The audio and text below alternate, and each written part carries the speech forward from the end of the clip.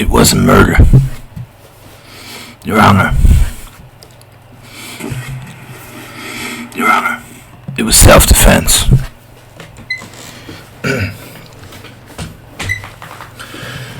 It was an accident. I knocked a man off his horse.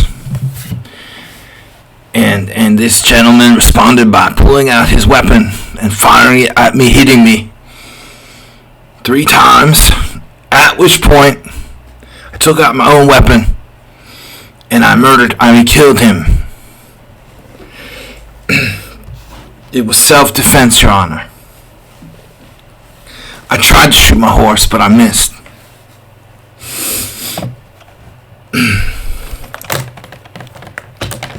Alright. That was in an earlier scene. I did try, well, I actually didn't try to shoot I almost shot my horse. So it was kind of amusing. Anyway, we're expecting a lot more. Saturday night, I'm going to be streaming. I've decided to do a Saturday Night Live. Saturday Night Live stream, which is going to be combo chess and gaming stream. So we are going to host maybe some Red Dead Redemption 2 or something else. And more importantly, we're going to be having a Kraken Panda battle. Kraken Panda scrimmage battle. So I will send out some notifications. But we need more people to join the Kraken team. Yeah. Alright. So scrimmage, shirts versus skins. Alright, scrimmage battle.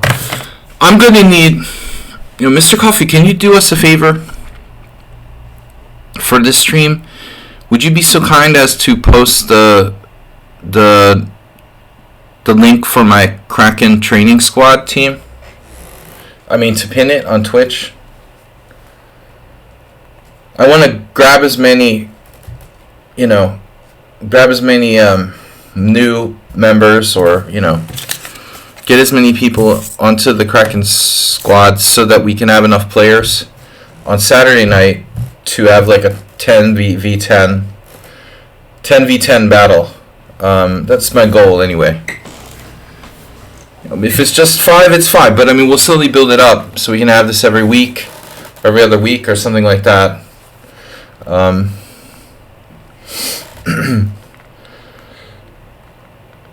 have to fix my stream title. Sorry. Spelling. Analysisw. It's Polish, alright? You got a problem with it? So I wrote analysis in Polish.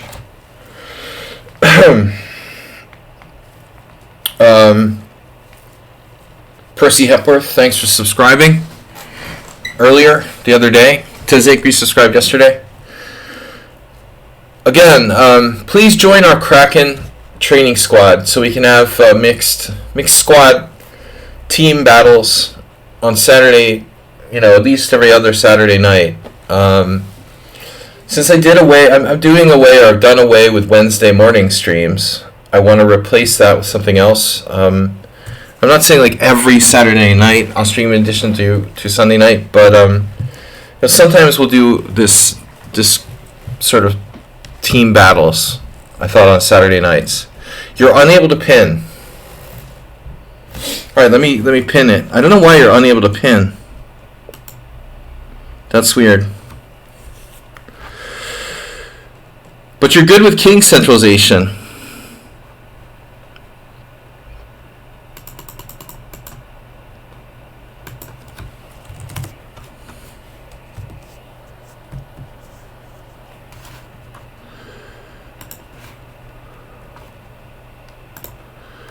Everything is so difficult around here. but I think it worked. It's pinned up there. I don't know why you're unable to pin. You're not good with pins, skewers, forks. The other thing I'm realizing is when I streamed yesterday, tell me how the audio is here. I mean, I have this mic and I don't have like a mic brace or anything to swing it out from the wall. It's kind of in the way on the desktop. But you know, we're getting a lot of computer noise where I had it positioned before, so I should have moved it a long time ago. We'll see if it's a little bit better here. You might want to turn down your volume if I'm too loud. Okay, so today's stream is our traditional Thursday night analysis stream. Hi, Mr. Sire, Your Honor, Real Emperor. Morales, why are you calling me Mr.? Is that the baby? Baby talking? Uh-oh. The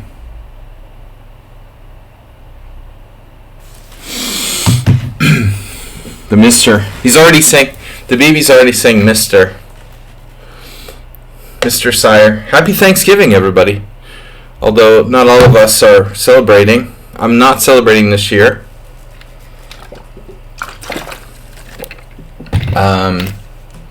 Just didn't have time. It's not a big thing here in Hungary anyway, though. In the past I've done Thanksgiving dinner. I was unable to acquire any cranberry sauce. Yesterday I went to this really expensive gourmet grocery store and I found both dried cranberries and fresh cranberries. The fresh cranberries, interestingly, were grown from in the Netherlands. I didn't know they grew cranberries in the Netherlands, but I guess the climate's about right. But no cranberry sauce. Mr. Coffee, how did you create that image of a coffee next to your name on lichess? That's pretty cool, dude.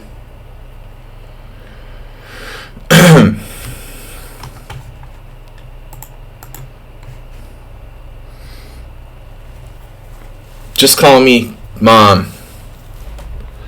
Mr. Mom. They added a flare feature? Uh-oh. I think they're ready for a chess.com buyout. You know, it's watching somebody today had a book they bought from what used to be a good publisher, you know, like New in Chess, and now on the books from New in Chess they put some great review on chess.com or something like that. Blech. All right, anyway. All right, Acerbate. Flare feature. So, on to game analysis stream. Sung Prism. Bijak is here for his game. Mr. Sung Prism. Sung Prism is subscriber. Mr. Did we ask you already? Are you would good? Join the training squad. Well, we got a game analysis and joining the training squad. So Saturday night training squad match. Ponda team versus Kraken team, and it'll be fun. 5+3 training battle. Well, training team battle. I thought for something different it's going to be cool. All right, I've got Acerbate. I've got, for game analysis, the artist formerly known as Schumacher. Acerbate, Mule Skinner. One of my games, if we get really bored. Nettle had asked me to show my games or something. Morales. My games are not required, just a little bit of if we have a slow day. Sung Prism, that's 6 games, 5 or 6 games so far. We haven't seen Mr. Slow in a long time. I'm afraid he's left the building or something. Ubatis, he's retiring from being active in the Thursday analysis streams. He's still around. But anyway, it's time to get started. So I'll adjust my camera. Adjust my Panda. Adjust. Hello. I adjust. See? Panda does move. You see that? Illuminati? He moved just a little. You saw that, didn't you? Alright. This is Mr. Heat Miser. Okay. See if we can guess what side Schumacher is playing. C4 E6. Well, he has to be black. No, it's D4 D5. Ah. So he has to be black. He has to be black here. Versus FM Stojanovic. I don't know how you pronounce Serbian names very well. I'm not qualified. Guys, welcome to our analysis stream. Yesterday we did Red Dead Redemption, just a little test stream for gaming. Crashed my computer a couple times. Still have to work out the kinks. I don't have a desktop fast machine for gaming, but I'm going to try to do a combination of team battle gaming stream on Saturday nights, just for fun. So please join the Kraken team. We're going to assign people to different teams, Panda or Kraken team, and have intra-team battles. Alright, anyway, enough of saying the same shit over and over again. This is Schumacher's game against FIDE Master Stojanovic, which was played over the board. Alright, so D4, D5. Solid defense. Now, if I'm looking for active play, I think I go with the Queen's Gambit accepted. You know, if we have to play D4, D5, I go with the Queen's Gambit accepted. Maybe the Tarash for black. Other options include like the semi-Slav, which doesn't look like an aggressive opening. So after knight f3, I mean Schumacher. You could also play stuff like the note boom with c6, pawn triangle, but you gotta stick with your repertoire. So he's playing basically a classical Queen's Gambit declined. I don't think it's really, I don't know, it seems too solid for him. I feel like Schumacher is kind of decent playing aggressively, so maybe this defense is a little bit too on the passive side. But after g3 he plays bishop b4 check. That's not really a passive move. I think it's more active than bishop e7. It's kind of a Queen's Gambit Catalan Bogo Indian hybrid. And then I've never played this line, but I assume like knight d2 is rarely played. Knight c3, of course, would transpose to Hans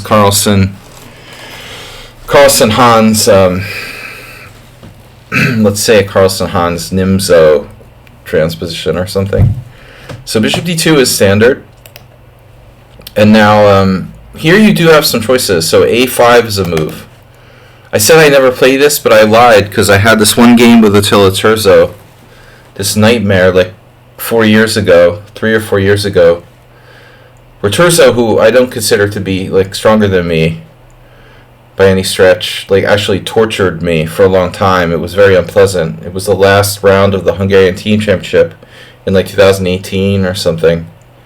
And I don't really enjoy that. I didn't enjoy that experience of getting tortured for like 50 moves and getting a draw against a player who I didn't really think was that dangerous. But I believe I played a5, and I don't know what I was thinking by playing like something I really don't know, but it was a bad idea.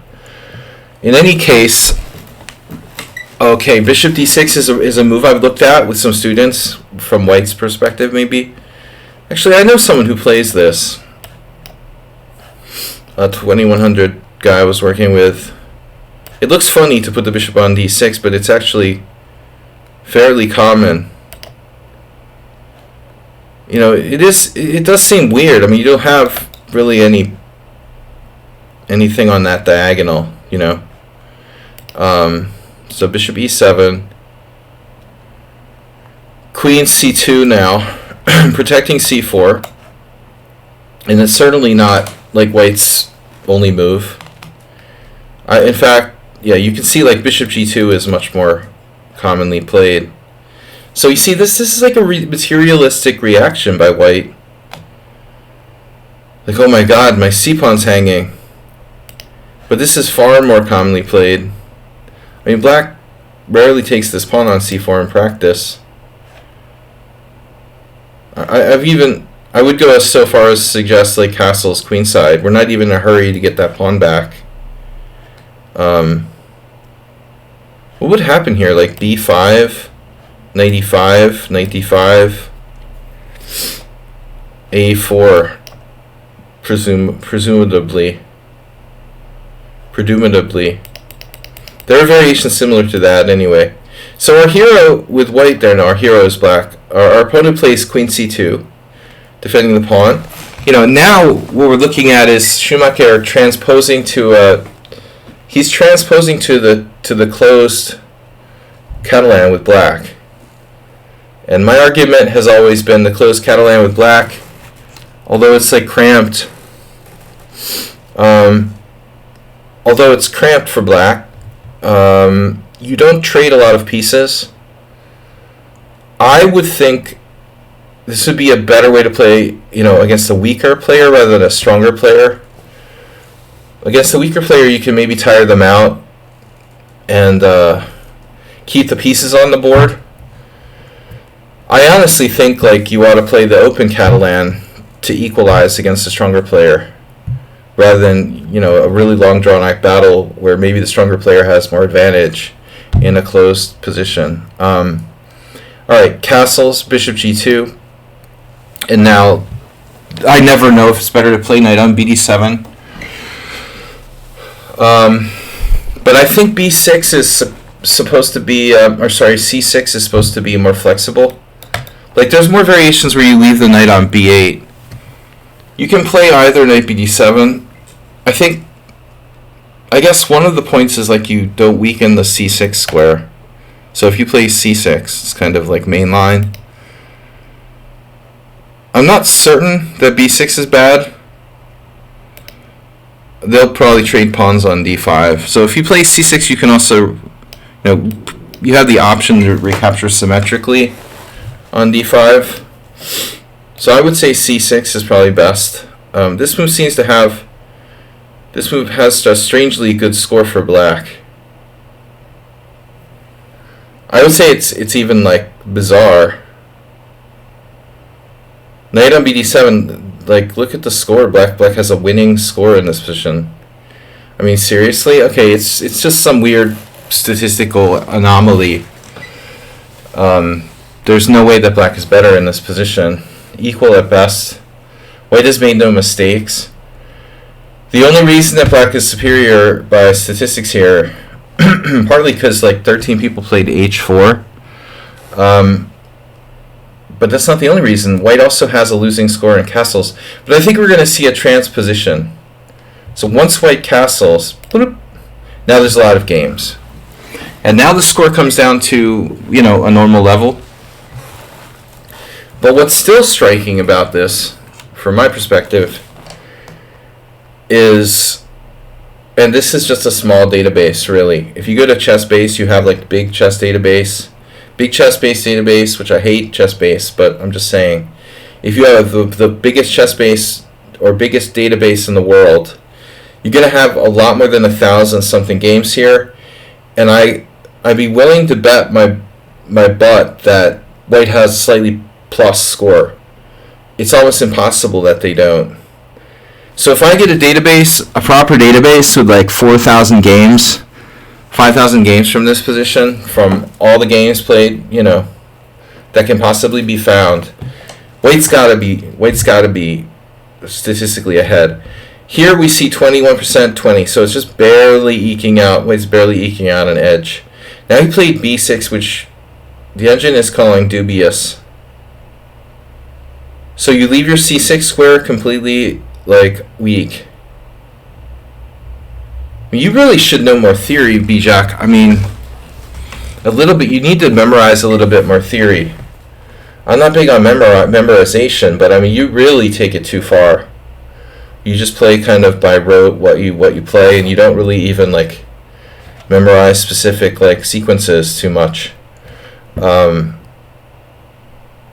Yeah, I mean, this is funny. This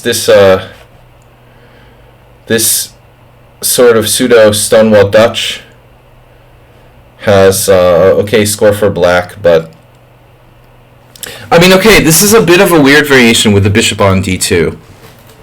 You know, I mean, that's the point. Normally in the standard lines, the bishop's not on d2. We could maybe capture that bishop. So how bad is b6 though? Kish Attila lost last year. In Austria, I mean, come on, man. You listen to a 2244 from Austria. Gelbschnegger. I mean, Kish Attila always reminded me of like Mick Jagger. He's older than me. A decent I am, but you're losing to an Austrian. It's like losing to a 2244 Austrian player. It's like losing to a 2194 Hungarian. He lost with white in this line. And there's a Kochev game. He's a grandmaster, a Russian grandmaster. C takes d5. And then both guys played... Oh my god. They both played knight takes d5. Why don't you ever do stuff like this against me? How many games have I played against you in the Catalan? You very rarely allowed me something concrete. But I mean, okay, so what's the problem here? If takes, is it this? Which move is it? Bishop f4 doesn't look that bad. You can play c5. This...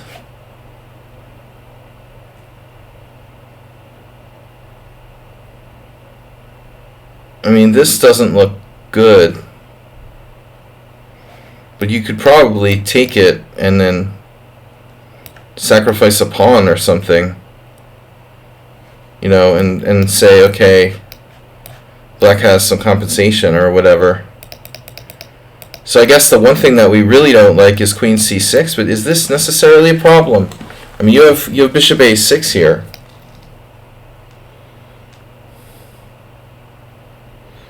So I'm still not convinced, you know. What's the refutation? Is there a refutation? Queen c6. Okay, so I'm missing something. Queen c6, bishop a6. And now white can do something powerful, apparently. Bishop f4, attacking c7. I mean, he can bring another piece over. But taking c7 isn't like decisive or anything. I mean, if like bishop takes b2, bishop takes c7, queen c8. I mean, you're still alive here. I guess this looks pretty unpleasant in some positions. Not now, but I mean, I don't know. You know, I mean, how bad is it really? Like, let's check with the computer. CD5, knight d5. So the computer really wants to take with the knight. I mean, I don't blame you for taking with the pawn. You know, I think that it's possibly better. This is interesting. I mean, both of these noobs like took with the knight, but I think this is more fundamental. Now bishop f4. See, you get to play c5. You have hanging pawns, but your position's not that bad now. I don't think it's that bad, and it's fairly easy to play. WJ Loof, happy Thanksgiving, welcome. I mean, this is getting into, you know, playable position land. So he really should have spent his time here and looked harder. Queen c6. What's wrong with bishop a6? Knight c3, simply defending. So at the end of the day, the computer doesn't really like bishop a6. It prefers rook b8 to just like kick him out with bishop b7. And now bishop f4, bishop b7, queen takes c7, and you lost the pawn. Queen c7, bishop c7, rook c8, bishop f4, and then rook on the 7th rank. And you have, like not enough compensation, it looks like. Rook f c8, knight c3, rook takes b2. White is still better even though you get your pawn back. He has a better structure. Alright, so FIDE Master decides to play, the second best move, bishop f4, c5, now knight c3. And, I've probably had positions like similar to this. Let's see. I've never had this exact position on my board on this site. But we've got a lot of games now. And bishop b7. You've got to watch knight b5, but black has knight e8. Welcome, guys. Don't forget to subscribe, support the stream. Keep me functioning. Keep me alive. Please subscribe and donate. Support our Saturday night team battle / gaming stream coming up. Join the Kraken. Oh no. My Kraken's gone already? Dude. Where's the Kraken team? It's gone already. I set it for like 50 minutes. I pinned that for 50 minutes. There's no way it's been 50 minutes. There was no way it was 50 minutes that I've been streaming. 27 minutes. The timer must be between 30. It can only go 30. Like, why didn't they tell me that before? Alright. We just got a donation or so, some follow. I have it turned up for gaming volume. Antonio Morales gifted a tier 1 sub to Snedsteg. Hopefully Snedsteg will be by with a game submission. Percy Hepworth, welcome. Mad Quick Chess, welcome. Alright, so you messed up the opening move order, but no harm, no foul. And now knight b5, not necessarily a threat. He plays rook f d1, placing the rooks here looks very natural. You played rook c8, but you have to be careful.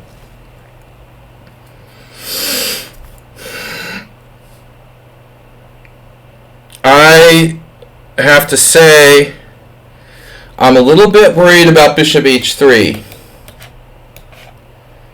if I'm black here. I lost a similar position against Robert Torma a couple years ago, Hungarian IM, where I had my rook on c8, and there's no reason for that. Different position though. It wasn't a Catalan, it was some kind of d3 bishop going to f5, but anyway, these bishops together can cause problems. So what I was going to suggest was, obviously like knight h5 is a theme with the bishop here, but the problem is the d5 pawn. This pawn is getting it's getting overloaded, like really big time. So I don't know if I like knight h5 here, but I do like his a6. I think this has got to be the best move. Keep the knight off of b5. But you know what I really like about this? What the point of a6 is? Does anyone know what the point of a6 is? Does anyone want to wager? I'm sorry, I just what I think the point of a6 is I'll show you.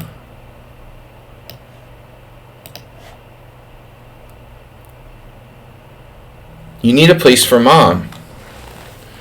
There's this retirement community like search thing called find a place for mom or whatever. See, mom doesn't have anywhere to go. B8 is covered. C7 is bad. C8 is bad because of bishop h3. And if you go to e8, you were formerly facing knight b5. We need the knight to cover knight d6, knight c7. But what I'm thinking is, with place for mom, if you play a6, the sneaky plan is like queen e8. I think we could pull off like queen e8, you know, which is a useful move. It would pull my queen, you know, out of the line of this rook. And queen e8 is actually, I think, a fairly useful move in the Catalan. I mean, it has a pretty useful diagonal here. The other possibility, though, and maybe this is more easy to execute, would just simply, I guess, be to advance the queenside pawns. If you play a6, besides the place for mom, you know, you could have c4, b5 just start rolling, you know. So I think it's good on several different levels. You've got queen e8 as an option, and you start rolling with your pawns. This has got to be the best plan. You played rook c8, but it's kind of routine, you know. So if you look at the database, there's tons of games. I mean, honestly, bishop h3 is an extremely natural move. Since this diagonal is basically closed anyway. Wow, I mean, your dude played a weird move here, to be honest with you. I don't know. But there's no way I'm playing a3 with white in this position. That is really bizarre. This is a really bizarre move, dude. What the heck is a3 from the opponent? That's been played? Oh, it's been played in lichess.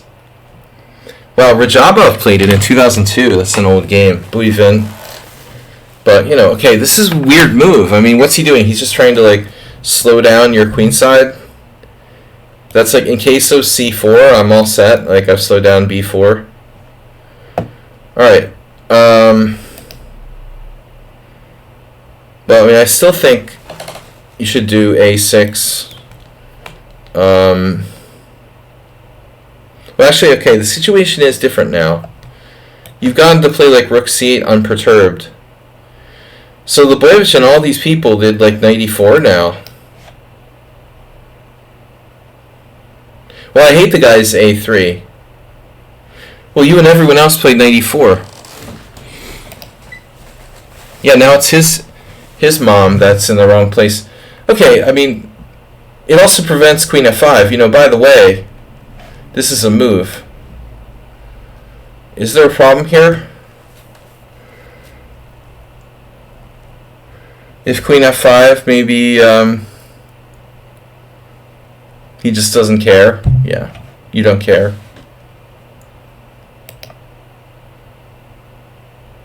So I don't understand why he doesn't do like bishop h3 or whatever.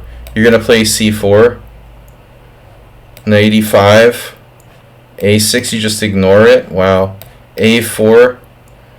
Here's a game from quite a long time ago. Black just played like to advance that queenside. Bishop takes f6. What did he do? He sacked the exchange. Bishop takes c8. Bishop takes c8. I don't know. But I definitely don't like a3. By the way, like, what about just like taking on c5? I mean, this can't be that bad. Gogunov versus... I didn't use an engine. Taking on c5 is standard as well. Alright, I don't like a3. You played knight e4, and then, you know, he's thinking, oh, well, he'd have something here, but he doesn't, right? If knight e4, d4, you're going to unload on the queen. Alright, so you got away with murder. Knight e4. In fact, Rajabov lost with white. The two players who didn't lose with white, they moved their queen off of the file. Your opponent plays a new move, d takes c5.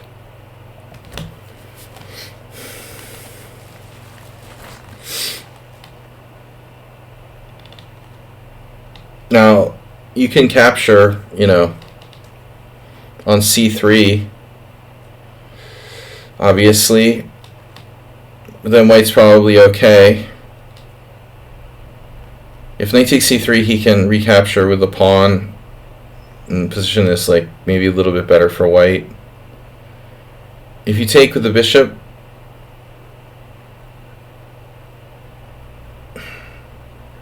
taking with the bishop, knight e4, bishop f2 check. So bishop takes is very interesting. He could try to blockade the d4 square. If he could maintain the blockade of the d4 square, he's probably better. Like queen f6, bishop e3. I mean, I don't know, maybe he's not better, but anyway, he's definitely hanging around. None of white's moves are really appealing here. So novelty, this is weird. I don't really like b takes. He just does knight takes d5. Can't do that. So he did rook takes, which is, okay, bad for your structure. Yeah, I mean, I don't know. I'm skeptical of this, though. The bishop takes seems more natural. Yeah, you could even take with the other knight. There's a problem, officer? Is there a problem here? You take with the other knight, he sticks his knight on d4 again with the blockade. But, I mean, you're always, like, okay here. This pawn is kind of sus. Black has to be at least equal.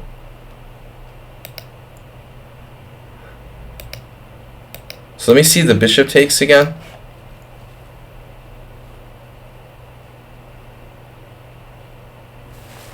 It just plays e3 maybe. He, it, them, whatever. Can he play that? And g5.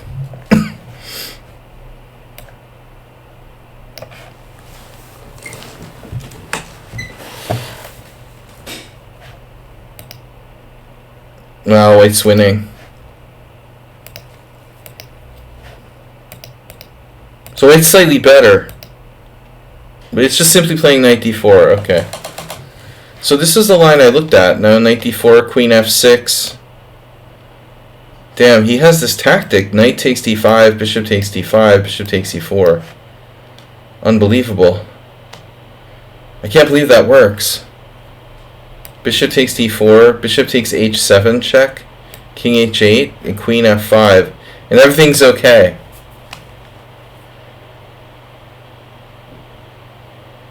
That's unbelievable. Black's up a piece. And he's like losing. It would be really easy to like go into this thinking like this can't be better for white. I'm up a piece, there's gotta be something. And suddenly you're just like all of your pieces are hanging on the d file. And you don't have an attack. Alright, well anyway. Rook takes c5, clearly is playable. You're just simply piling up. He has to try to blockade d4. I mean, this seems like the recurring theme. So he's got a lot of options here. I mean, can he play like bishop e3? It's a really obvious move. I mean, he super blockades d4, protects f2. He hits your rook with tempo. Is it the only move, really? He can't go here? Or by only move, do you mean like only good move?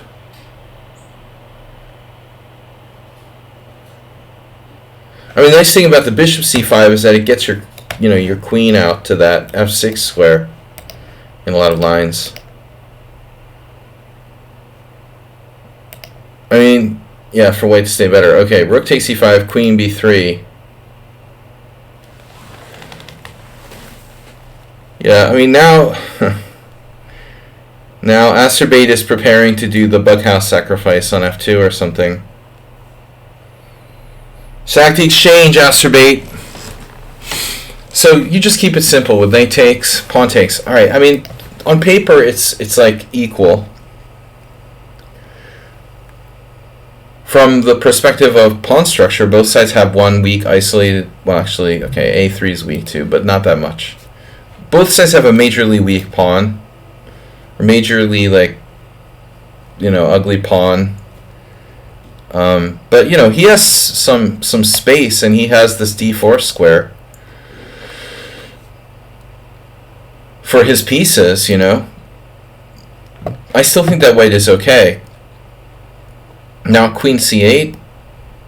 There is the possibility of bishop h3, but your opponent doesn't strike me as a tactical guy. Rook c1, and now wow. Yeah, rook a5,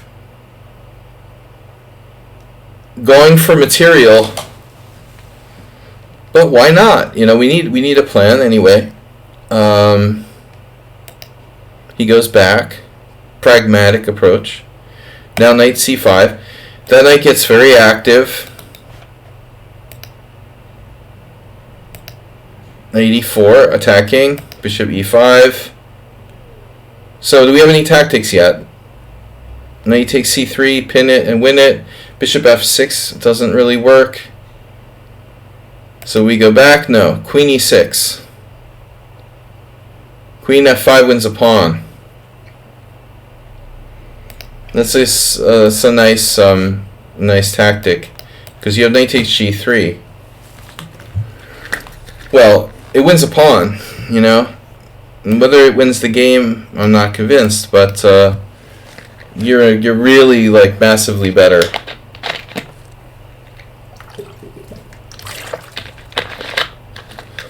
I don't know what other option he has there.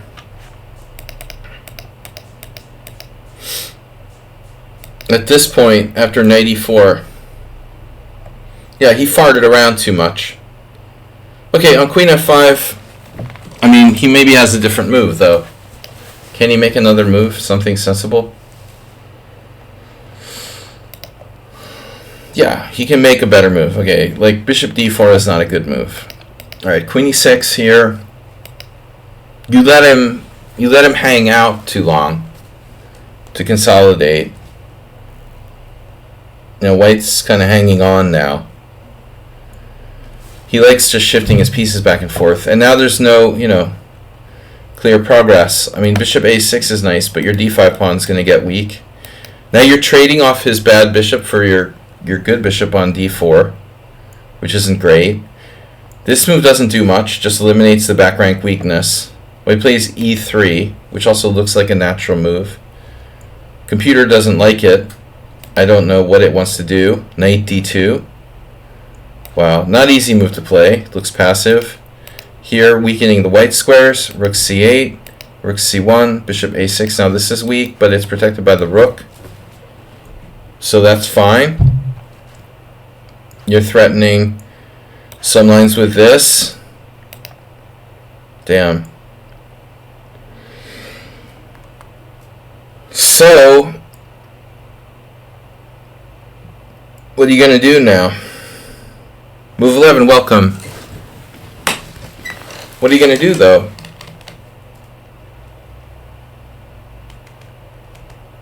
Knight c2 is a mistake, but why? Oh, you mean for you it's a mistake? Oh, yeah, okay. Yeah, well, I mean, this is what I'm afraid of with, old master or whoever is just hanging around trading all the pieces off. They probably have decent technique and you're gonna draw or lose in an equal endgame or something. Yeah, I mean, it's a typical isolated queen pawn position where you need, I mean, I lose games like this all the time where I'll just drift and the opponent's worse, but I never come up with a concrete plan. So now you just exchanged. But there has to be other moves. I mean, you could play queen e7 here. Actually, this is defended.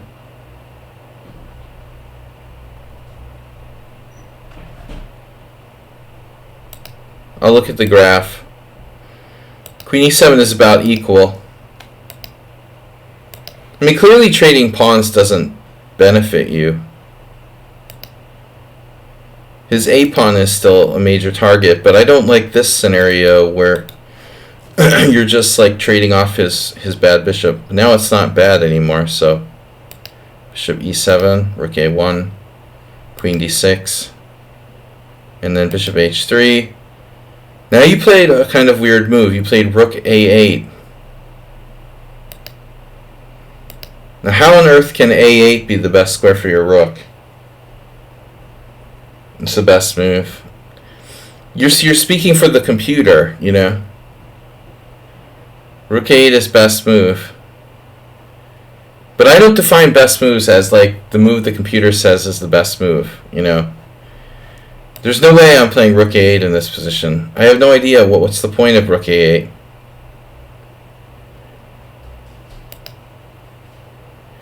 The only way I put the rook is if there's no other good square, you know. If there's some reason all the other squares are bad, I'll put the rook on a8.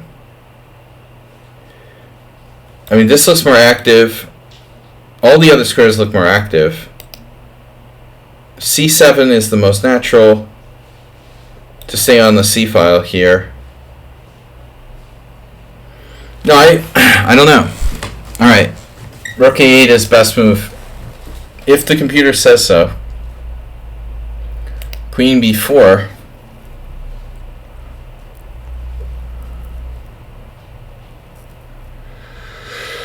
To protect, well, okay, you don't have to move the rook up though. To protect from bishop a6, c8. Okay, queen b4. I don't know. That's a little bit beyond my comprehension. Oh no, you like forgot that it's protected.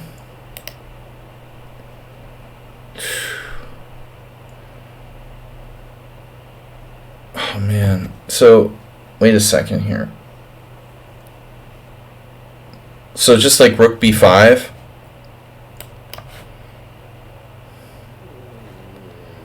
Rook b5, all for a draw.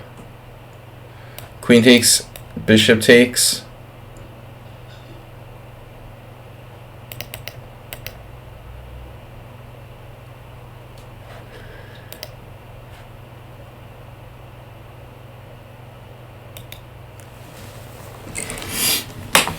You just want to avoid, okay, then avoid trading queens.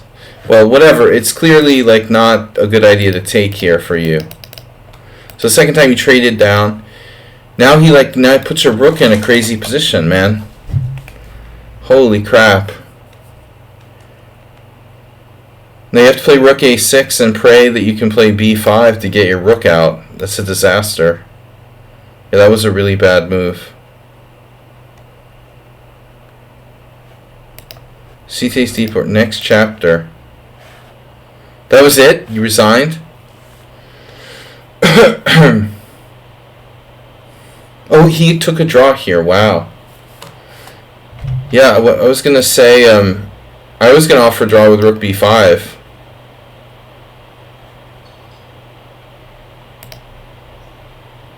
Yeah, okay. Computer says you're better after queen c7. But I think now you're worse. Maybe not. I feel like you might be worse. I mean, he just has a better structure. I don't know how you're not worse here. You're slightly worse. You're lucky you could get your rook back in the game at all, actually. It almost got like permanently confined. Well, I mean, you know, this game may have more to do with the time control than anything else. I don't know how much time you're playing with. Was that rapid?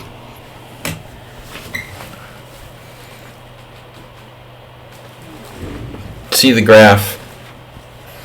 Do the roar! My computer's like freaking out. Okay. What graph? Is rook a8 about pushing the queenside pawns? It's probably like something 11 moves deep.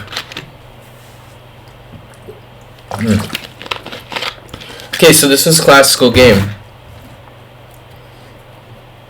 Mukbang stream. Crunchy.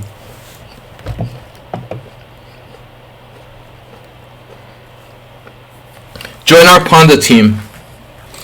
Join our Kraken team. Release the Kraken! So here's the graph. White was better after the opening. You misplayed the opening. B6. And then you equalized. Then around move 17, he really started to just shuffle the pieces until the point where you were better. When he offered a draw, you're like practically winning because of bishop e2 or something. Knight c5.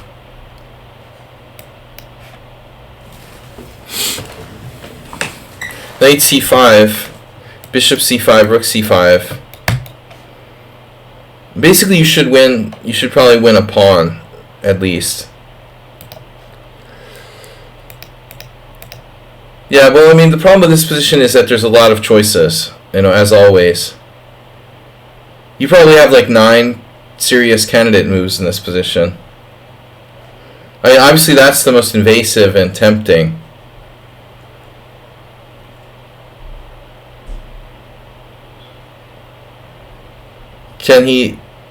He can take. The problem is he can take. You can't like win the exchange. Can you?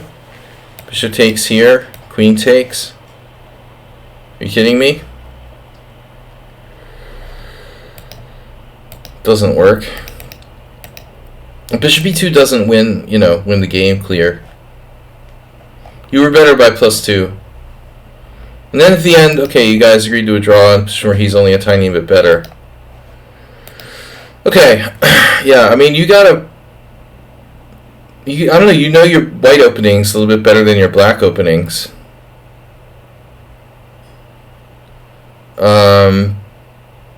Masturbate, you're up. Masturbate, hey. Guys, join us Saturday for team battle. Let me show you. WJ Loof, anyone else who hasn't joined our Kraken team?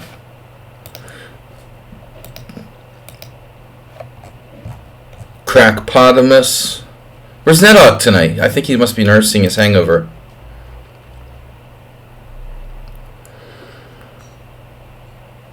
See this? Kraken training squad. You can't see it because the Panda's there. Let me turn off the Panda cam for a minute. Wrong camera. Just so you can see this, I've created a second team so we can have scrimmage battles. And the first one is Saturday. Kraken versus Panda team battle. Panda Horses Club, Captain Mr. Coffee. Kraken training squad, Captain me. And we can shuffle the team members. It's essential that you're a member of both teams. This is the point. We're going to alternate, pick players. You have to be a member of both teams to play. Alright? If you don't want to be a member of both teams, then you don't play. It's that simple. But we'll have like bi-weekly or something team battles. I think it'll be fun. Astrobeat just tipped $11. Can someone resend the link? WJ, can you see pinned at the top of Twitch, or you can't see it because you're like on mobile or something? We pinned it on Twitch, but someone can send it to you as well. I don't know if you're using like Twitch on mobile, can you see like the pinned thing?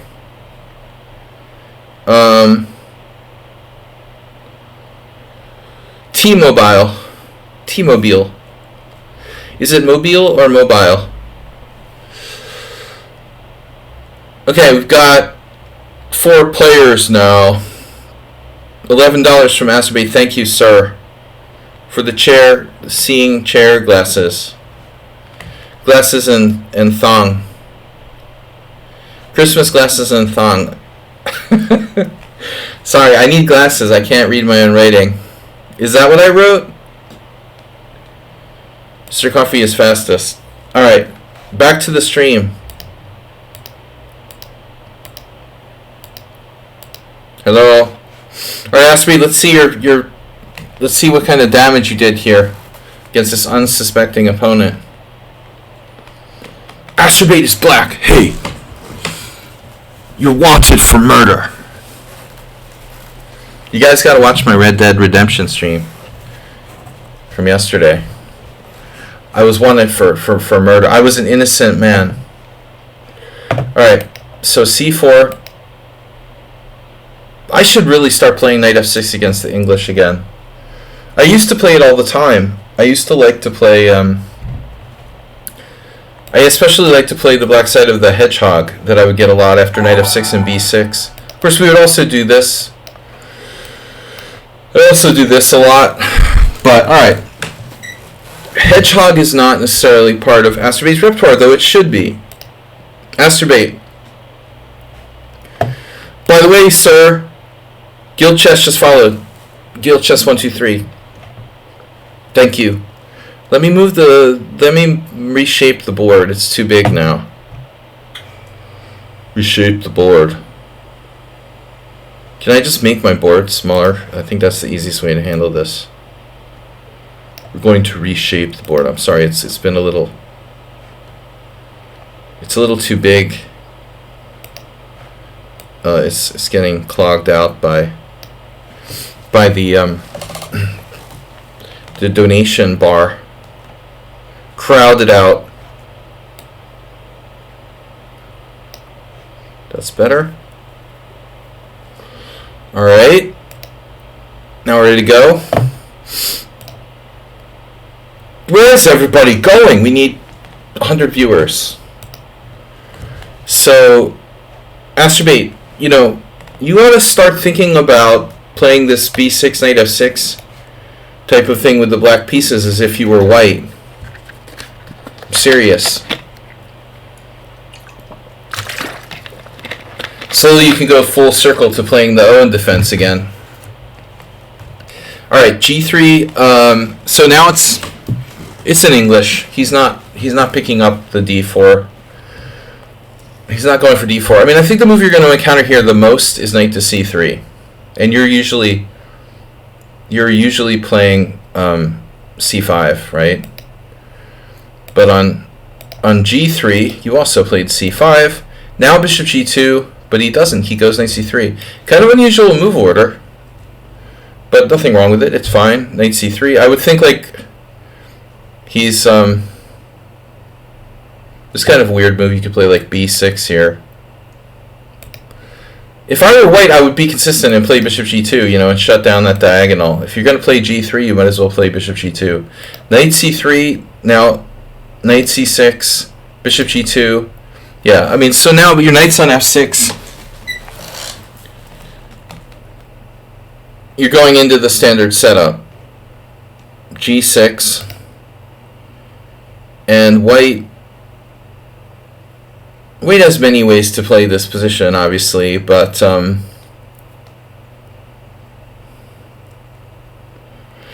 one that bothers me the most from black's perspective would be e3. This is a bit of a problem for you. I had this with Yvette Arai like a couple times. Where I was white, I was better. e3. And, you know, you can't play d5, and white's just got this very standard plan of like knight e2 and playing for d4. White is slightly better. d3 is a pretty lame move, not really dangerous. Bishop g7, and now... Well, I mean, white doesn't have any particularly dangerous moves at this point. I think, like, seriously, e3, the setup isn't easy for black to answer. I'm not sure that black can, like, really equalize here. It is interesting, there's a couple games with e6. What does the computer think about this? This is actually playable. Oddly enough, that might be black's best move. To symmetricalize the position. D4, CD4, and then you meet him in the center with D5.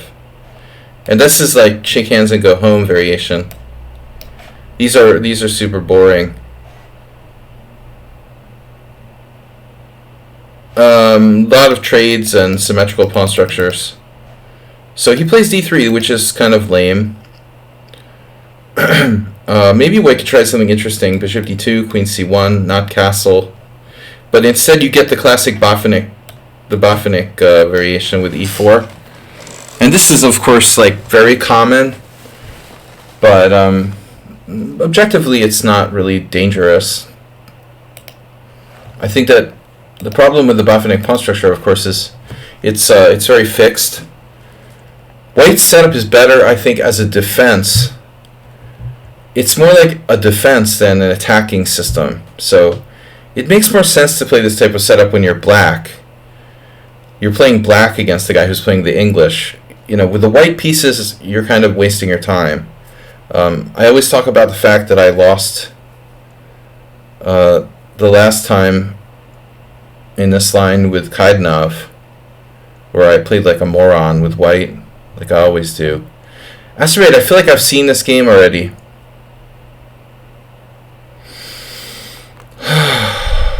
If only you could play A6 and B5.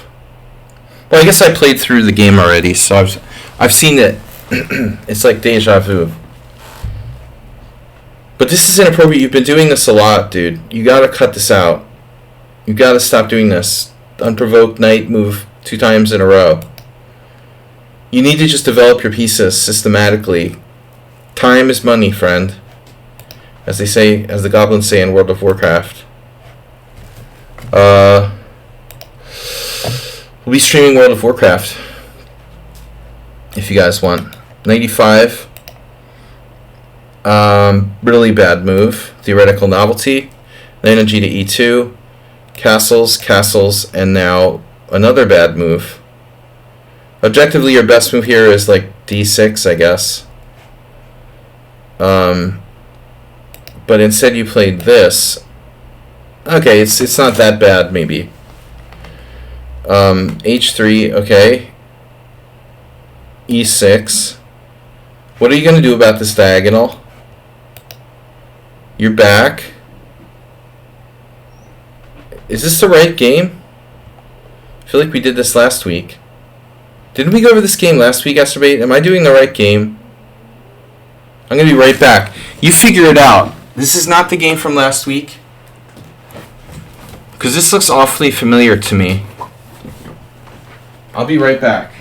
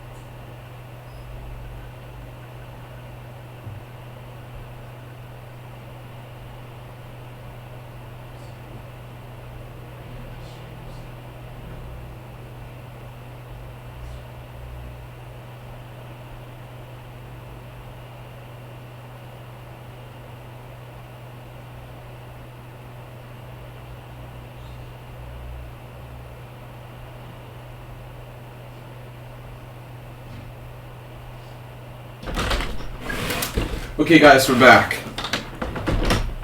I don't remember why I left, but I'm back. So I was waiting on you. You played it last Thursday. So we didn't see this together. We didn't go over this game last week. Let me check. I got no answers from you guys. I just want to make sure we... Okay, so for tomorrow, may I present this English as my Thursday submission? Alright, that's it, right? Martin, something is cool. And last week's? Where was last week's game? What the hell is last week's game? Oh my god, I don't know. Alright, anyway. It seems to be the correct game. I guess maybe I'm just having deja vu because I looked at it earlier this week when you sent it to me. Alright. So we left off here. Wrong game.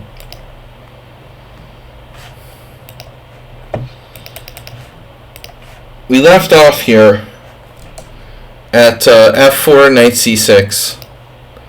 I must have just had like an inner dialogue, and I like how I leave the stream and suddenly we have more like when I leave the stream we have more viewers than when I'm on the stream, so that's good. I'll just leave more often.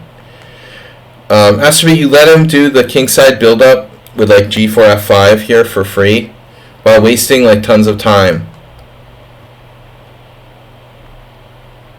We went over it last Thursday. I know. Alright, you double submitted. You wasted a lot of time. Remember knight a4, we talked about this. Are the pawns up? No. I mean, I think this is like a standard. This is White's plan in the Bofinic system of the English. You know, he's going for this f4, g4, e4, f5. And Astrobate just played as if he has no clue, you know, what the strategy is. Yes, this was his game from last time. Alright. Let's move on. We've already done this game. Mule Skinner is up next. He is not in the building. I know I'm not crazy. Mule Skinner White. This is from a tournament game? Or is he White? No, Mule Skinner actually set a new game. Game for analysis. Another, yeah, he's black. 90 plus 30 over the board game. The Veterans Championship of Granada, 2023. Granada. De nada, Granada. Alright, sorry, Astrobate. You know, you snooze, you lose. You missed your chance, bro. 2 of the same games. Finvar, thanks for joining us. So, Mule Skinner is black here. So the French defense advanced variation, c5, c3.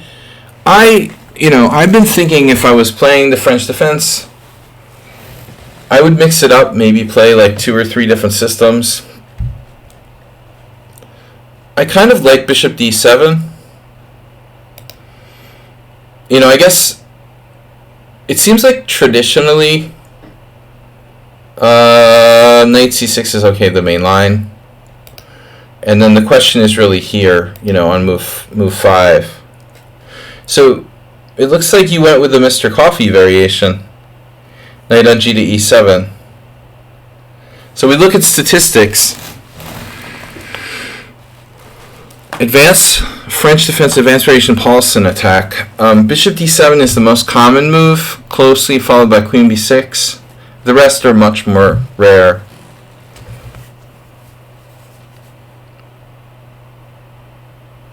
I mean, so, you know, queen b6 puts pressure on d4 and invites the so-called Milner-Barry gambit with bishop d3, which I've been playing myself in rapid and blitz games lately. This new old idea of c takes d4 castles bishop d7, and then rook e1 has revitalized the whole line, the Johnny Hector attack or whatever. So anyway, I mean, I'm a little concerned about that for the French defense player. So instead you play knight on g to e7. I mean, here now we don't have to worry about that stuff. Maybe this variation is a better choice. Not allowing any of that crap with the Milner-Barry. I mean, you can still play bishop d3 though, you know. So the question is what the best move is now. Knight f5. Mr. Coffee, I mean, I believe that I would swear that you had a game that was something like this. This variation has very few games in the Opening Explorer. But the real question is this.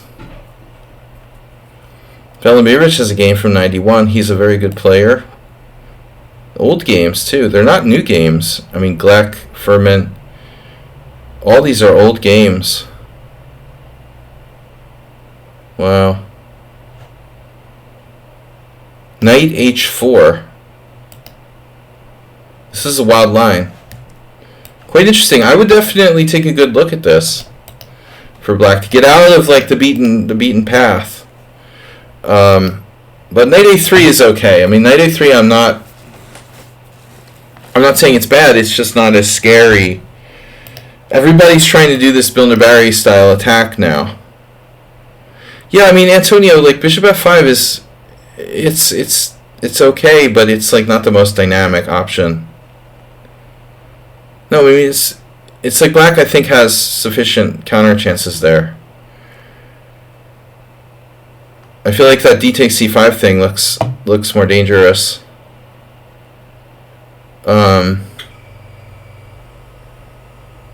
That Ullman stuff. Well, Ullman's big thing was, you know, playing against a3 or whatever.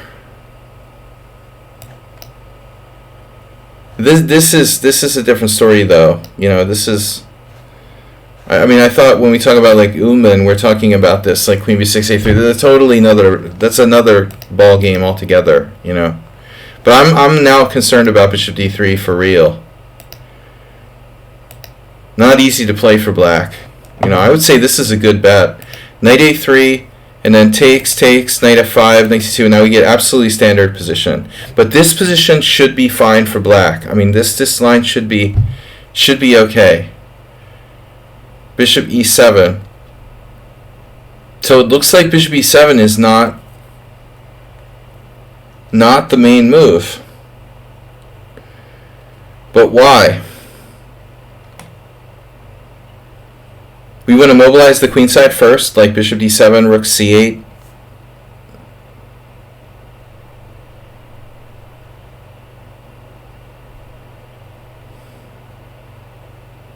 Bishop d7 seems to be, you know, kind of universal. Now you get the Morales style attack with here.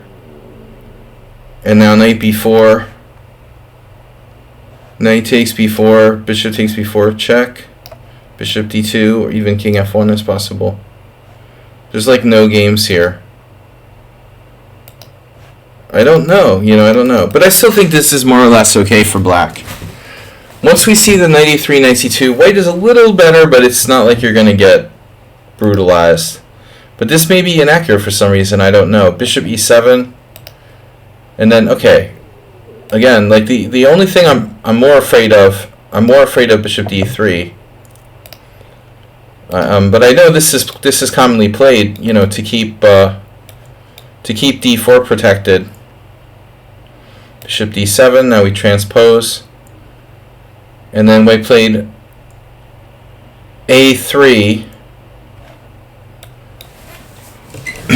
I mean, usually what ends up happening is that black puts a lot of pressure on d4. But he's got it all covered. I mean, with the two knights and the queen.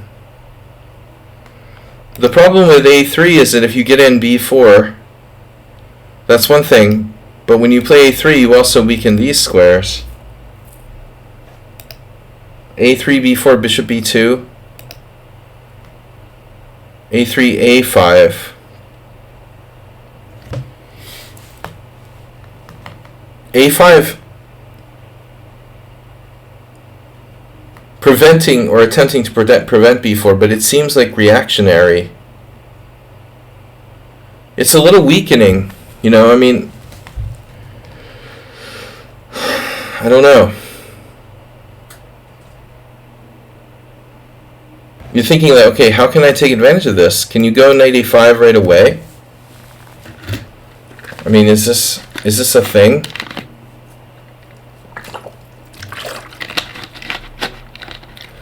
I mean, of course, at any moment, white could play g4, and at the drop of a hat, you have to be willing to put your knight out on h4, and then, now if your queen's not in the right place, it's like boom, boom. You know, if white has g5 here, it can be dangerous. But I'm really not sure, you know. This looks interesting. Obviously, if b4, you have knight b3. You can also consider this move. He can go here, covering that. Then you probably have to exchange, you know, and some position will rise along these lines. But it looks okay for black. Again, I mean, the white squares look kind of weak for white. So I don't know, this one game with Budnikov, with, I don't know whatever happened to him, with some Russian grandmaster. He wasn't that old. Rook c8, you know, b4 happened, of course. And then queen b6, but we've got, you know, the idea is like bishop b2, knight a5, like my friend Kosic had in a game, but it's not even, white doesn't even need to play that move.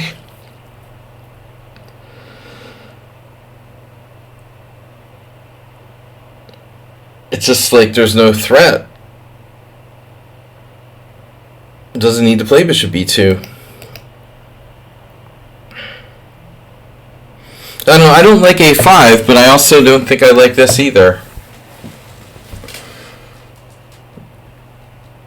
I don't know, it feels like a5 weakens us as well. What's the best move? Knight a5. Okay, I mean, the computer likes all of the above. Castles, knight a5, and it even like doesn't think a5 is that bad. But I do think this was the right call.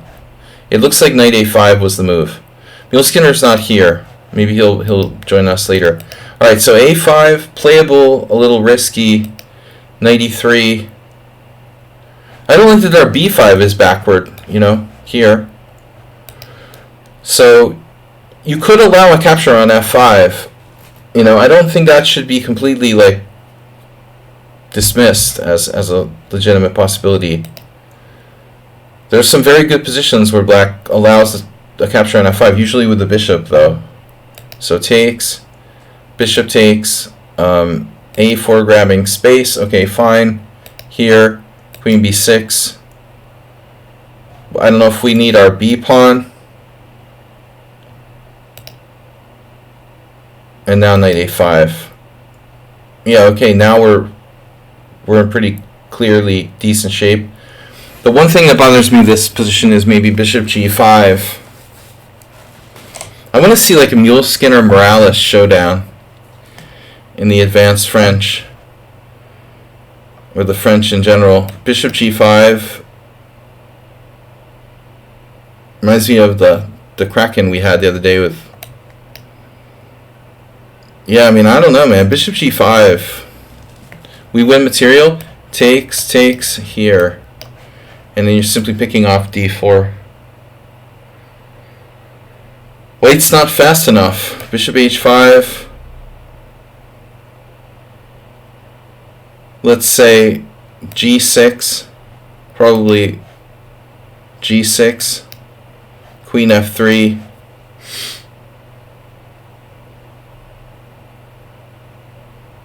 I don't know. I don't know. It's unclear. This is a fantastic, funny position. Wow. Because castle's queen h3, man, it's like game over. I saw this. You've got to be really careful. Maybe it's best to just castle.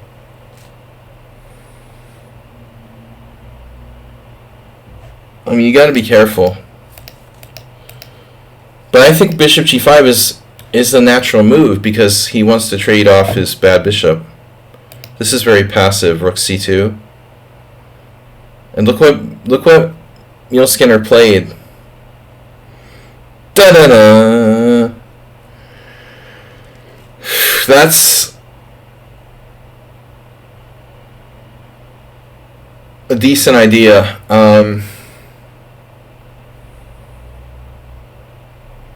Now white should probably play knight e1.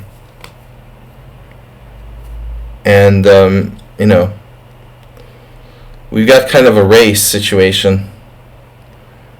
White's going to try to push f4, f5 on the king side.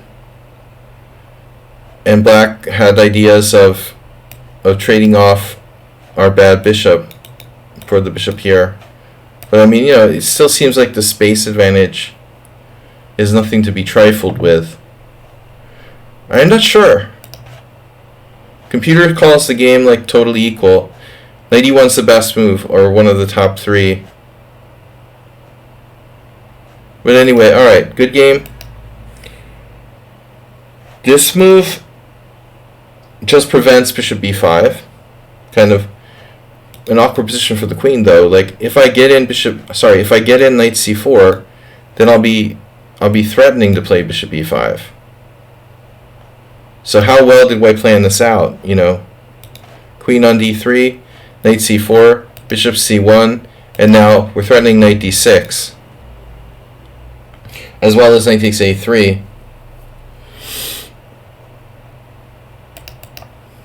Yeah, I mean, this is clearly misplaced. White needs to play f4, f5, and then, you know, all the pieces are pointing at, you know, at the king's side. But now he has to play this very artificial move to protect d4, I guess. And now the f rook. Why the f rook? Normally I would say this rook.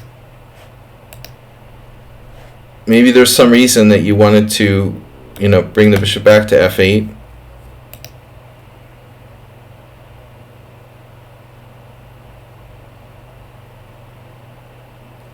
Guys, feel free to chip in with analysis. Morales did earlier. I feel like we need more interaction. Interaction from the back of the room. You can use your channel points to submit variations. Okay, so what's going on here? White has managed to kind of consolidate. But you can play like knight back to a5. Yeah, this is a reasonable move. I mean, he's trading off the good bishop, trading off pieces. With exchanges, I think black is slightly better. Bishop e2, queen e2. There goes the structure. Now it's like getting close to more than slightly better. I don't know what white should do. I frankly didn't really like bishop c1. You know? I didn't like queen d3 either. I think this is where he missed the boat, you know? Agnes Karajewski, thanks for subscribing. No, this is where white misses the boat. Knight e1. We gotta do this. You gotta get it unraveled and get that f-pawn push. And get some serious attacking chances. Maybe the rook even slides over. But white starts to go wrong with queen d3. Ends up getting all defensive. Black trades off, you know, the worst bishop. And Neil Skinner played this pretty well. Now both these pawns are relatively weak. And offering a trade of queens, I mean, obviously this is not forced. But it looks pretty gruesome.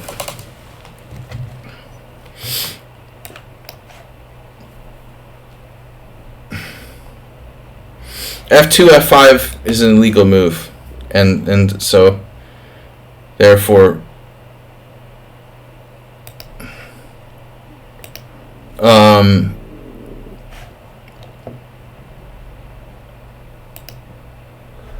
what are we doing? Queen b3, queen b3, a b3. So that's the point. We keep the knight coming here. a3 is weak, c3 is weak. Standard positional game. Knight c4, and now white's really desperate.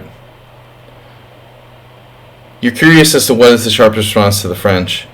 Well, I don't think there's any question, you know. Knight c3 is the sharp response to the French, I mean, no doubt. The Tarish is a little quieter in general, and the other lines like the exchange variation and this advance are not as sharp. Against the French, I mean, the sharpest move is knight c3. There's no question. Rook b1. I mean, there are some variations that could get sharp in the Tarish if both sides wanted to, for example. But now, here I'm not sure what our best move is. Mule Skinner takes on b2. Yeah, I mean, you're gonna get. Let's see, knight b2, rook c3, knight d2. Ooh. Knight b2, rook d2, rook c3, knight d2, and then there's this like horrible rook c2.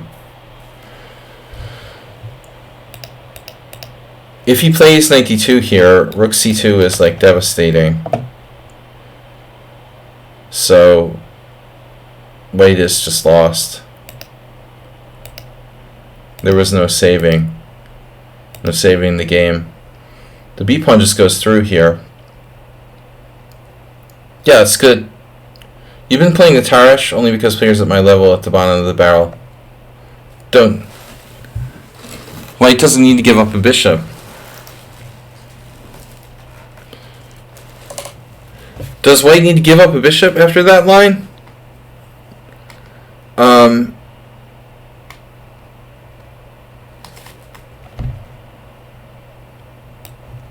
Well, the Tarish is good. It's just, I think it tends to be a little bit more quiet than the main lines.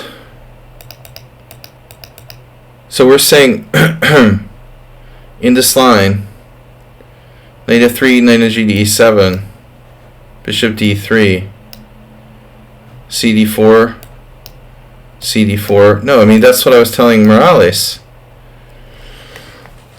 Do you have to give up bishop? No.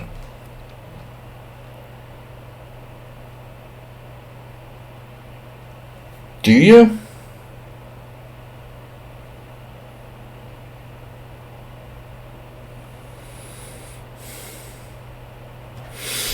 What's up with castles? This is not playable. Is it?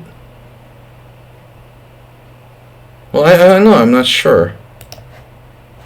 Knight f takes d4. Let me see. C takes d4. There's the possibility of castling here.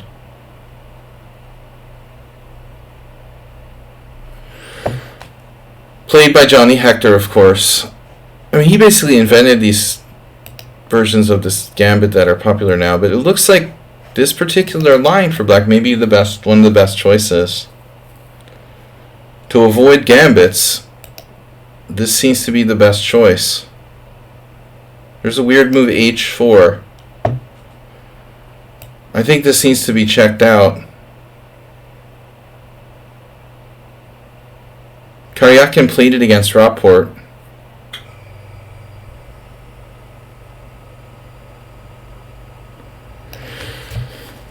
Where's Karyakin playing Rapport in 2022?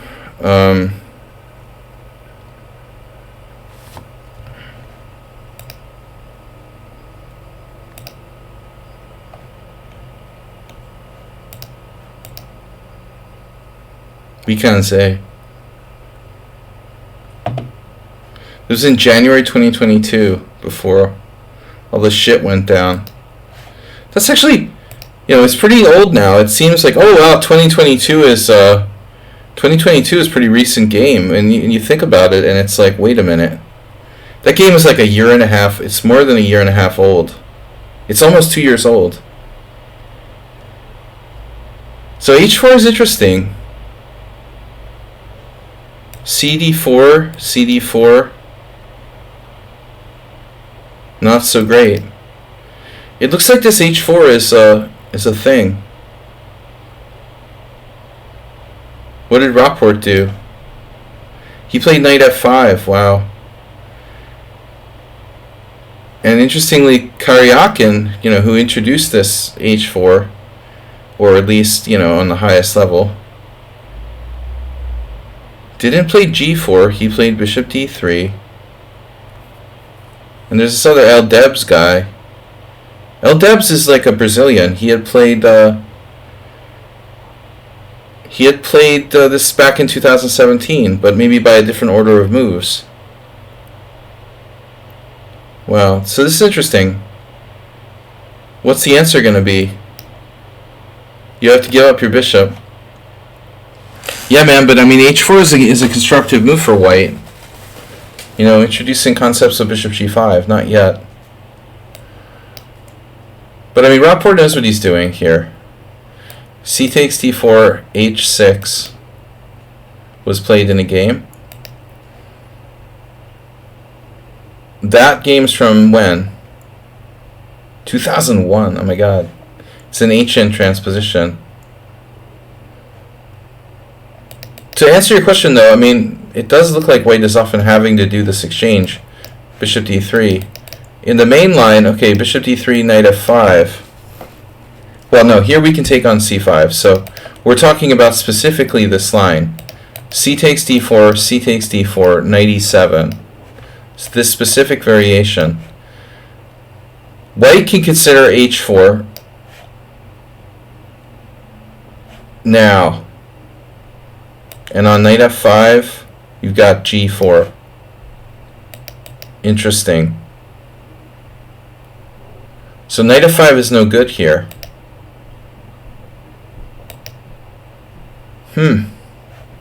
Knight on g to e7, bishop d3, knight f5.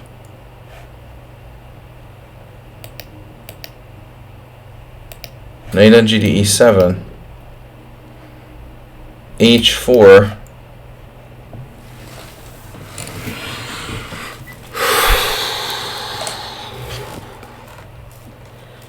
I can just see the intro from A Space Odyssey, W.J. Loof. This is interesting. Now, this whole h4 thing, I think it's pretty interesting. Queen b6. And white has this idea of the classic knight c3, knight a4 to kick the queen off of. Kick the queen off, right? You could play knight a4 here. Bishop e4 check, bishop d2. Well, I think I'm you know, just trying to find options for white, but it does look like an interesting line for black. After bishop d3, cd4, cd4, knight f5. The answer seems to be yes, you have to take it. I know this exists, like this exists, this is a move. So technically you don't have to take it. Like bishop c2 exists. Timan versus Ulf Anderson, Sugarov. A whole bunch of grandmasters have played this with white. If you want an alternative to bishop takes f5, and there's also bishop e3. There you have to give up a bishop, you know, your other bishop, which is this better bishop to give up, obviously. I'd rather give up the dark square bishop in the advanced French than the white square bishop. But I mean, as Morales said, like this is often good. Often good for white, but this h4 looks like a tricky line. Let's see what happened in this Shackle-Shack game. This is a very old game, yeah. Humanity just crawling out. I played that guy in like 2004 and he was like 2400, so Knight c3. I beat him in a black side of a... It looks like Zaragotsky knows what he's doing here. Whoa, and we got major transposition. Alright, we've transposed. So h6 is a good answer to h4. Anyway, alright, back to the game. We finished the game. Alright, the game is finished. Questions are finished. Next game, Morales is here with the game versus GVG 5-6. Dyslexia. GVG 5-6. Finvar just donated 1,000 bits. That's on the bit leaderboard. Thank you, Finvar. I hope I cleared up more than I confused everyone there. I mean, I'm not exactly expert on both sides of the French defense, but I've looked at it a little bit, from both sides. I always thought it was interesting that, let's see, Garry Kasparov famously thinks that the French advance isn't dangerous. I still don't think it has a little bit of danger. Just keep in mind this: the Bilner Barry's getting kind of popular again. All right, Morales. This is just an opening trap game, from what I've been told.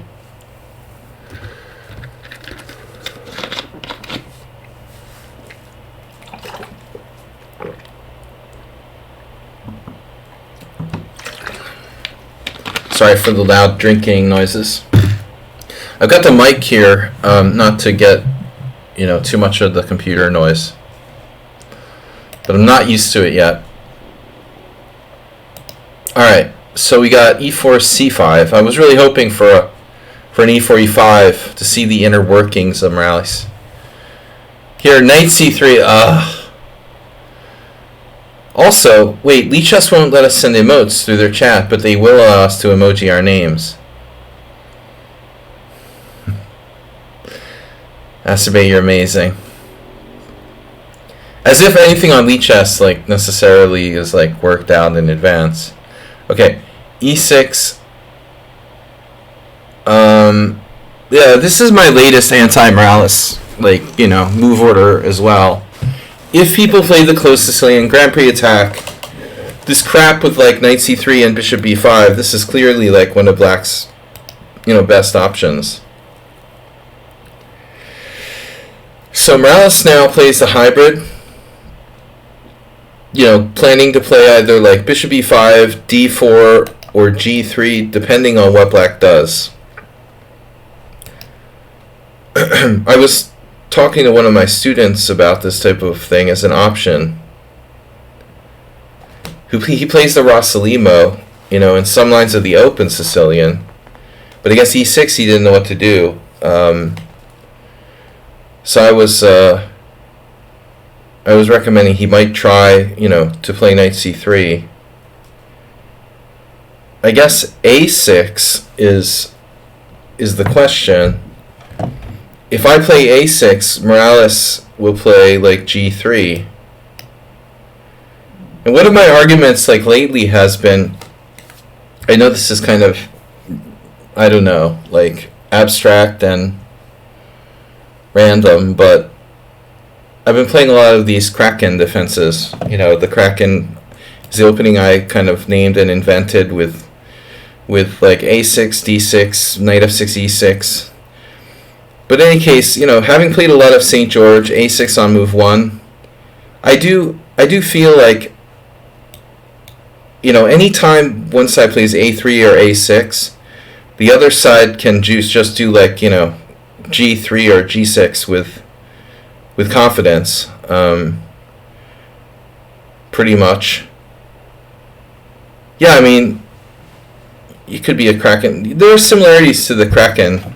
I guess I like the kind of small center, honestly, because I played the Scheveningen, for you Dutch people out there.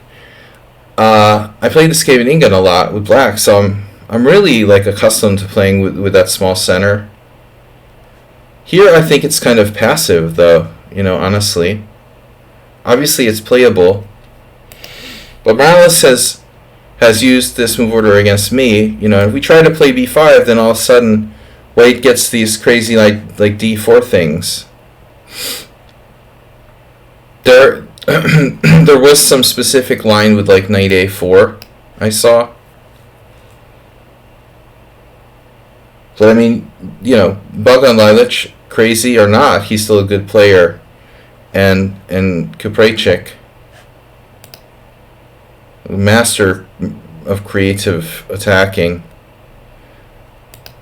So Morales already started to use these type of ideas against me. I don't really feel good about b5. So what's Black's best move here?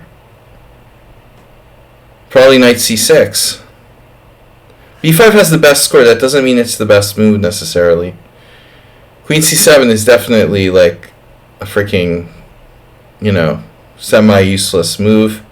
This seems to me like the pro move, if there is such a thing. Now what's Morales going to do? Well, we could transpose to very well-trodden lines of Fianchetto. We've had already some games with Morales. Let's see. Oh, Hey It's Miro. Have you guys seen Hey It's Miro? No, he closed his account, or his account was closed for him.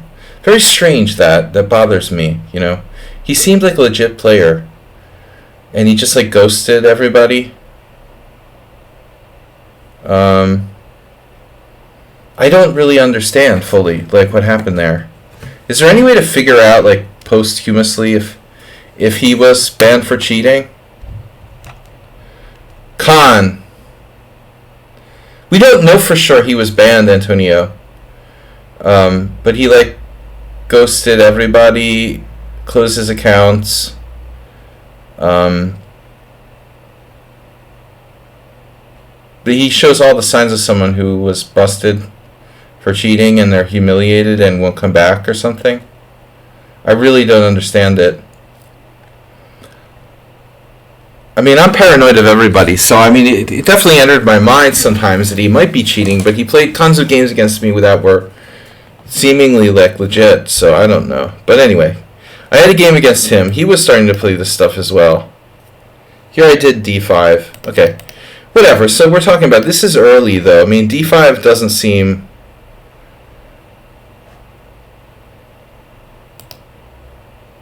It doesn't seem like fully correct. So what is it though? I had someone play this against me. Let's see, it was probably an unrecorded game. So I've had a bunch of games with White. Mr. Coffee. Some guy, I think he's a cheater. Mr. Coffee. Morwa. Morwa is like in college or something. And the NAS, that was an old account from 2017. It's basically like a slightly improved move order of the Marshall defense of the French or whatever. Opening trick. Yeah, it's more like a transpositional trick.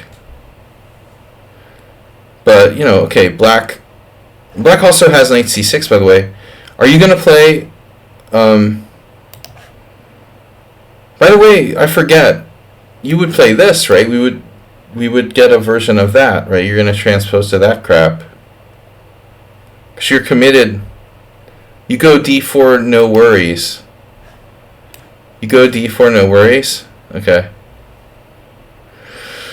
Interesting. Oh, I even played the Sveshnikov against you once, right?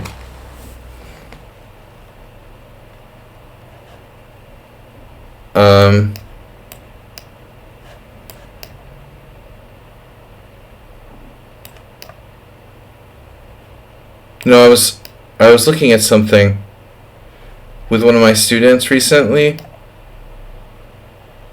Do you want to see something like mind-boggling? All right.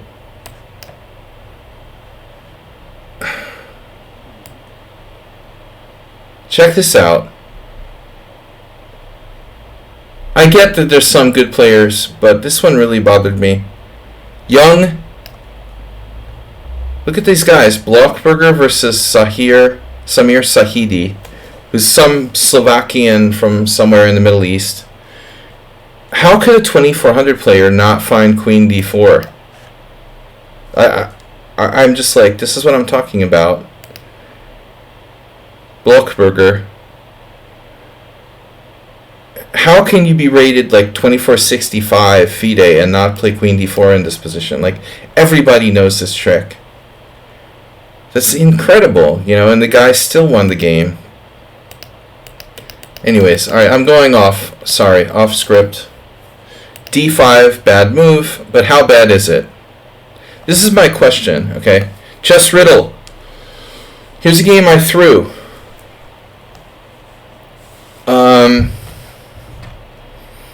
Any submissions should be sent to my messages. We probably have time for one more. It's a form of Marshall variation. By the way, I played a game the other day, Morales, where I did like D4. I had this myself. I guess this, like, what is this? You know? Like, I mean, to me, it's not, if you ask me, like, personally, it's not obvious to me that White's best move is in this position. Like, how do you know, like, E takes D is the best move? Or D4, or Bishop B5 check. Bishop B5 check seems illogical. I guess the trick is really this, right? If you take, and I take with the E pawn, and I go check, and you go Bishop D7, you play Queen E2 check, and then you take... I feel like that's the trick, right? I didn't see the game. Is that what you did? Like, take, Bishop B5 check, the standard.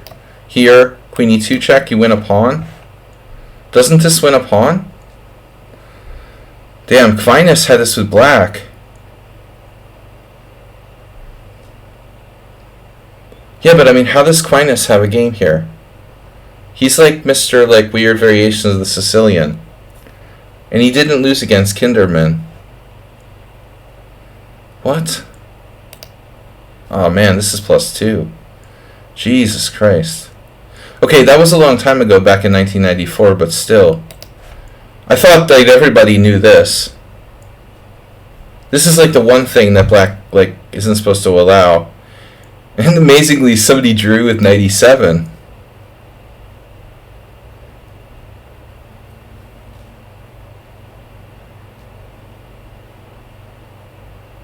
I'm sorry, where did you get your rating, sir?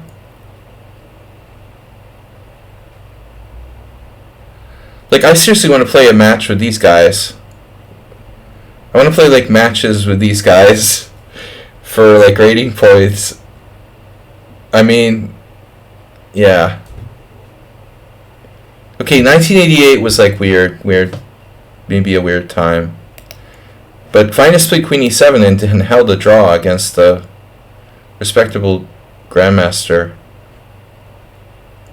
I mean, Bishop takes D7, check, Knight D7. How the hell does like white draw? I mean, black draw this? Queen, he's like clear pawn down. He's a clear pawn down in an ending against a 2560 player and drew minus 2.5. I mean, the only conclusion is that it was like a rapid game or something and Kinderman screwed up. No, anyway, black's lost there. I mean, that's unbelievable, though, that a 2500 would allow that. The point is here you have to play like knight c6. And then you can see like this weird kid Golubov who I played this with black against some really strong player. Guys playing all kinds of weird openings. I mean, good players don't play this opening for black. Luis Gallego beat a 200.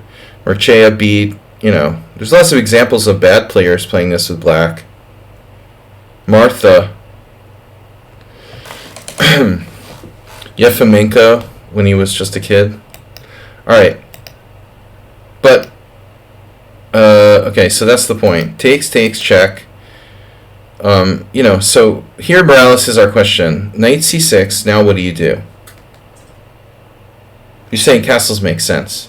Of course castles make sense. But it's not the only move that makes sense, which makes it tricky. You know, that's the question. You have to decide between castles or d4. Or possibly knight e5. But knight e5 doesn't feel right. It looks, you know, knight e5 looks like Asterbait. Moving the same piece twice. Castles is normal. I had a student who used to play this for black. Knight f6. He insisted it was playable for black. Now what do we do? Okay, let's see what Golubov tried. Rook e1 check. Bishop e7. And now Sechenko played this. Bishop d7, bishop c6. So he just... wow. If bishop c6...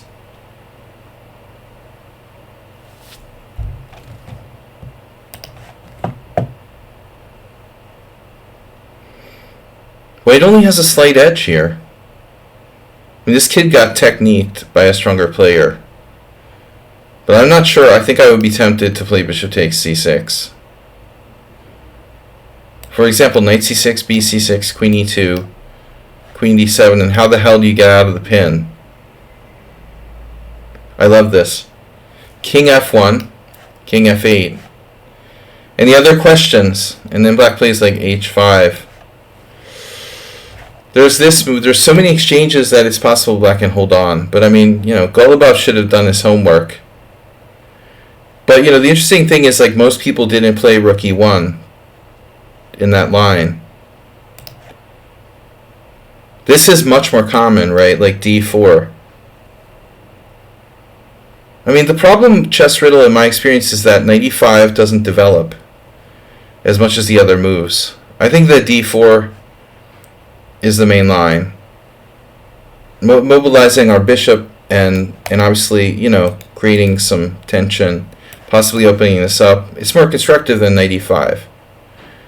So after d4, what black normally does is, like, I guess, lose a tempo. You know, bishop e7. Here he is again. He drew with Yevgeny Alexeyev. Bishop e7, d takes c5, castles. How does this stupid kid... Oh, he didn't castle. He played bishop takes c5? What? So he played bishop e7 and it just recaptured. Holy shit. Bishop takes e7, recapture. Damn, it's +1 for white. Still, it's not, like, lost, but it's very unpleasant for black. If the guy's going to play this, he better at least know the best moves for black. Yeah, d4 is best. And now bishop d6. That's insane. And on rook e1 check, you can play bishop e6. That's really, really insane. Wow, a new variation. It's possible that Stockfish actually discovered a novelty. Bishop d6 here after d4, bishop d6. Is this actually playable? It would just transpose to the other game. But there's also bishop g5. But I think the problem you can see, you know, it's confusing and there's like a lot of different choices.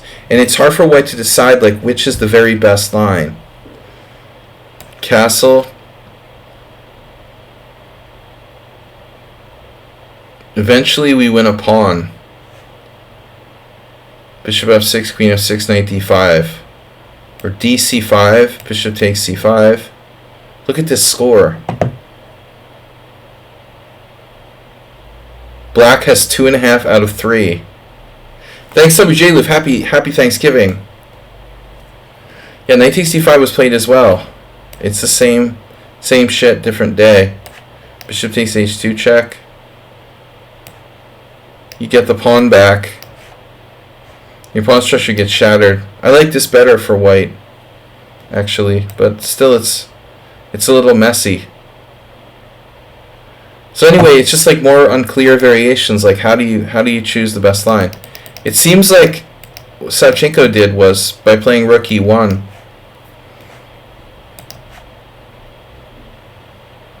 He kept it simple. Apparently even bishop e6 is possible there. b3. I remember once I lost a really bad b3 Sicilian that looked like this. You could play like Nimzo style. Castles, bishop takes c6, b takes c. Acerbate the Mariposa for a very small advantage for white. Queen e2 is a move in some positions. No, you can do that. That's what he did in the game. But anyway, let's see Morales' game. Okay, enough theoretical discussion of the Marshall variation. It's like barely playable for black. So he did bishop d7, you check, he played bishop e7, you took the pawn. So there's no games here. Lichess database filled with games. Takes here. Obviously, the problem with queen d7 is knight c7 check, and you win material. And now Morales grabbing that juicy material.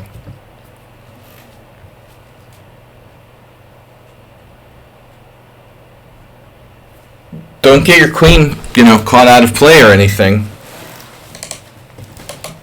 Amazingly, 128 people here played queen takes d5. I think I'll pass on losing my rook. I'm going to guess those were they aren't bullet games, actually. Don't I have bullet games?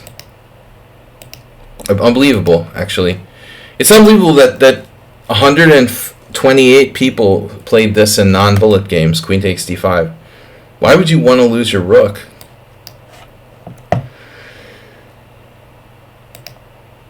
So Morales just went down the main line. El Poker Star versus Baikal. So basically, white's up 2 pawns, and black might have compensation for 1. Castle, castle. And then you made a very strange move here, Morales. You played c3. Well, maybe very strange is an exaggeration, but you really don't want to put your pawns on dark squares. Well, I assume your problem is the c2 pawn. There is a problem with development as well. I mean, this is the most common move, but he has stuff like this. 4 people pulled the trigger on knight e1. Not easy to play that, by the way. There's Sergei Varzar who did this. But he has a good score with knight e1.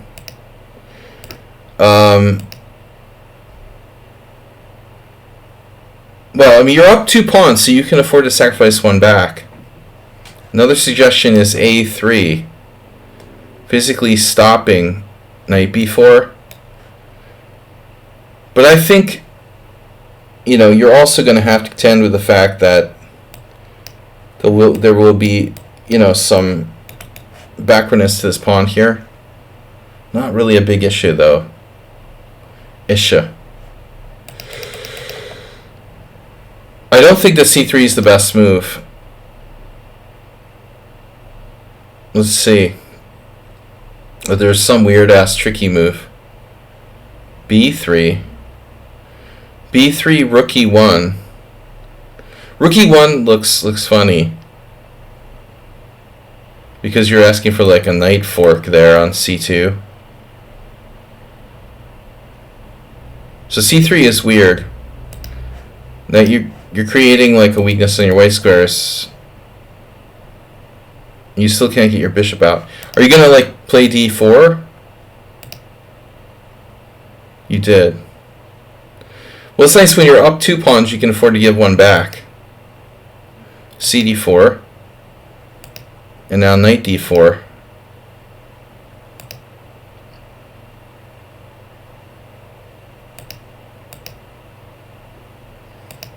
I mean, Wouldn't black just be better off taking here? And then he can decide what to do. Everything's fine. He's only down, 2 pawns. Nothing major. This is getting too awkward now.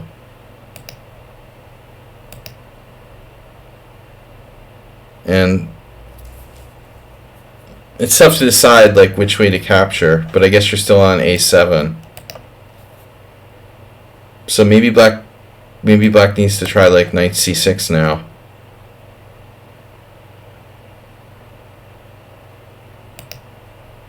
Took another pawn. Queen notoriously out of play in this game. Knight takes d4.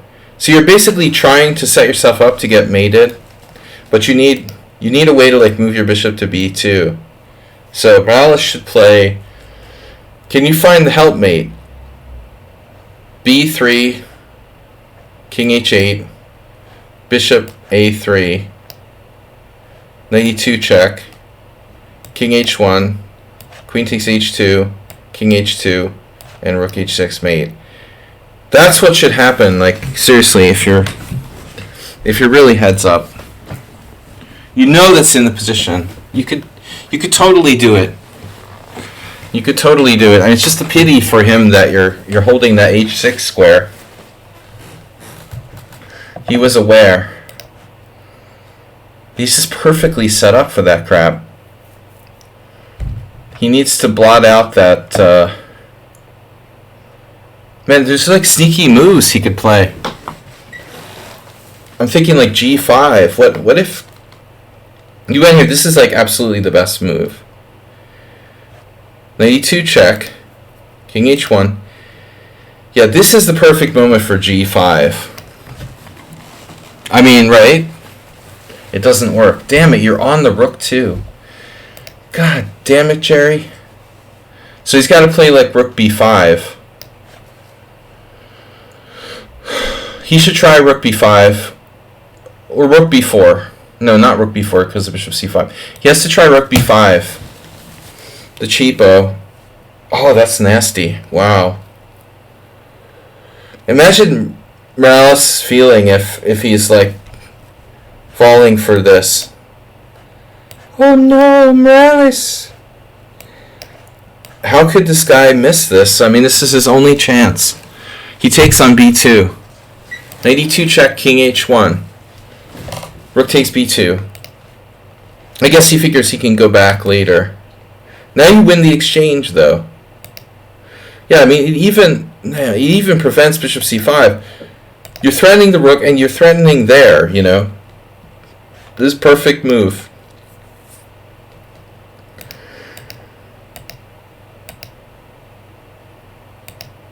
He trades queens.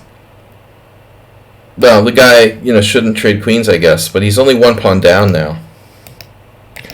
We have a perfect a-pawn.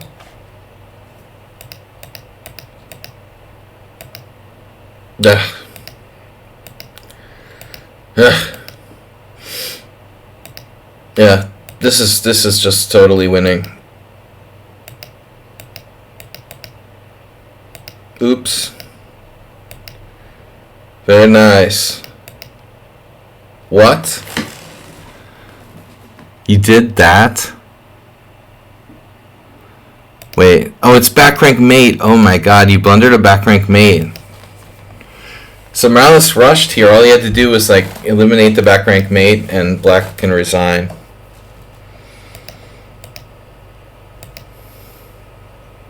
Wait. No, you didn't. You just could have taken his knight. Oh, you forgot your own bishop was covering c1. You forgot. So you went into this thing, and you didn't play bishop c5 here? f5. I guess it doesn't matter. It's a draw.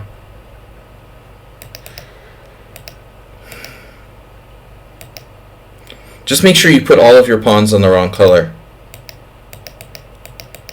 It's obviously a draw at this point.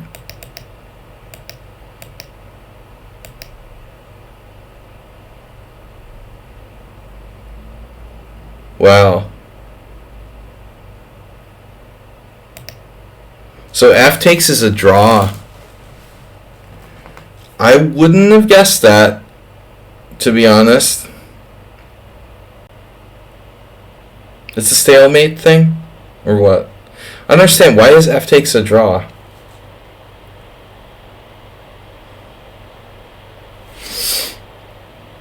Oh, he can't get you out of the... He has to push the pawn and you win it. Oh, that's weird.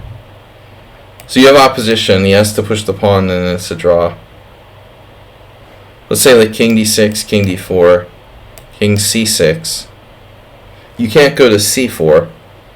You can't push your pawn. You could push your pawn. Keep diagonal opposition. King c5. How is this still a draw? King f3. King here. Well, it's amazing this is still a draw. King f2. Wow. King c4.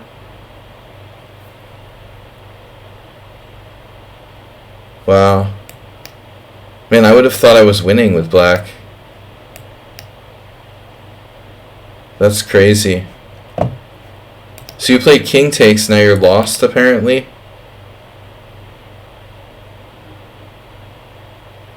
You gotta try f4 check now.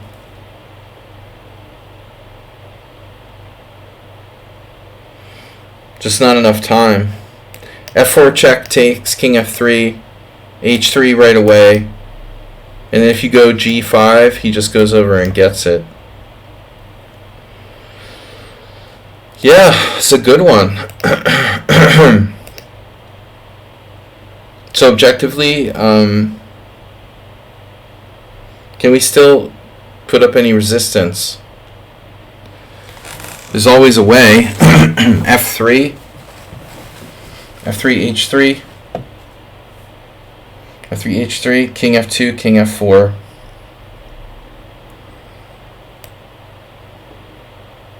Yeah, f3, h3, king f2, king f4, king here, king takes pawn, king h2, king takes g4. That's really sick, man. So what happened? You played this, he played king d4. You played, what, this? And then he played king e4. And then you played f3 check and king e3. No stalemates or anything. God, that's insane. Okay, Ross, tough game. Sung Prism. What do we got? Sung Prism. Sung. Someone mentioned Khan earlier. Oh. The mic is in the way. WJ Liv said Khan, like Khan from Star Trek. Khan!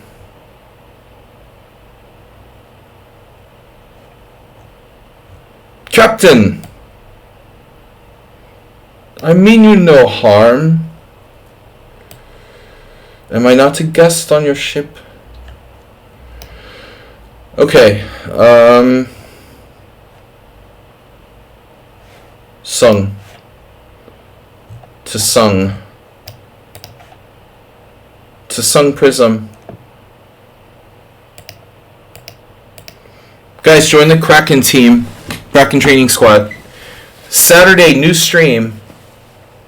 I don't promise every Saturday, but at least like every other Saturday. Ricardo always looked good. I know. I loved Fantasy Island when I was a kid, man. I mean, it was more of like, I don't know. It was almost like an adult show in a way, but I liked watching Fantasy Island. He was always classy.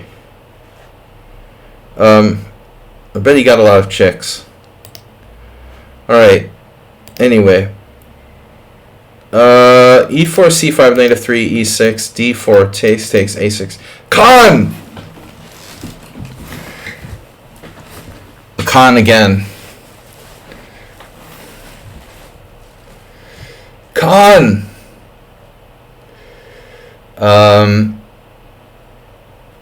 The user formerly known as Hey It's Mira. RIP. So I prefer bishop d3 personally, but you know, knight c3 is the other main line. Black now plays queen c7. The most popular line, I don't know, in recent years seems like b5 was really all the rage since like 2000. I gotta get out of the lichess database here. You'll Skinner, yeah. It's okay. We saved your analysis of the French defense. Good game. Okay, but nevertheless, like knight c6 is a transposition. It's perfectly fine, and queen c7 is a standard line. Queen c7. Now, if you play bishop d3, they can go back to b5. I never played this line with white. Maybe on occasion I played it with like g3 here. I remember, I feel like there was a game in Belyavsky's Uncompromising Chess. Maybe Belyavsky had a game with f4, which is kind of, you know, I thought really a complicating move. Very aggressive and complicating. It's not, you know, clear which side white's castling on. That's interesting, not so commonly seen. Bishop e3 is a move, but has a bad reputation. I have a friend who used to play that. I think that the Pereni must be the late Hungarian IM. Pereni Bela was responsible for popularizing that a little locally. But, you know, bishop e2, g3, and bishop d3, I guess, are the standard moves. This is, I mean, this may be something new. Yeah. So we go with queen f3, and I mean, I wasn't playing much chess between like 2008 and 2000, let's say, 14, but it seems like the earliest game is a computer game, 2006 there. Rybka. Nepomniachtchi played it in 2006. So I know that everybody's doing like queen g3. This is one of the key ideas. Move 11 isn't here tonight.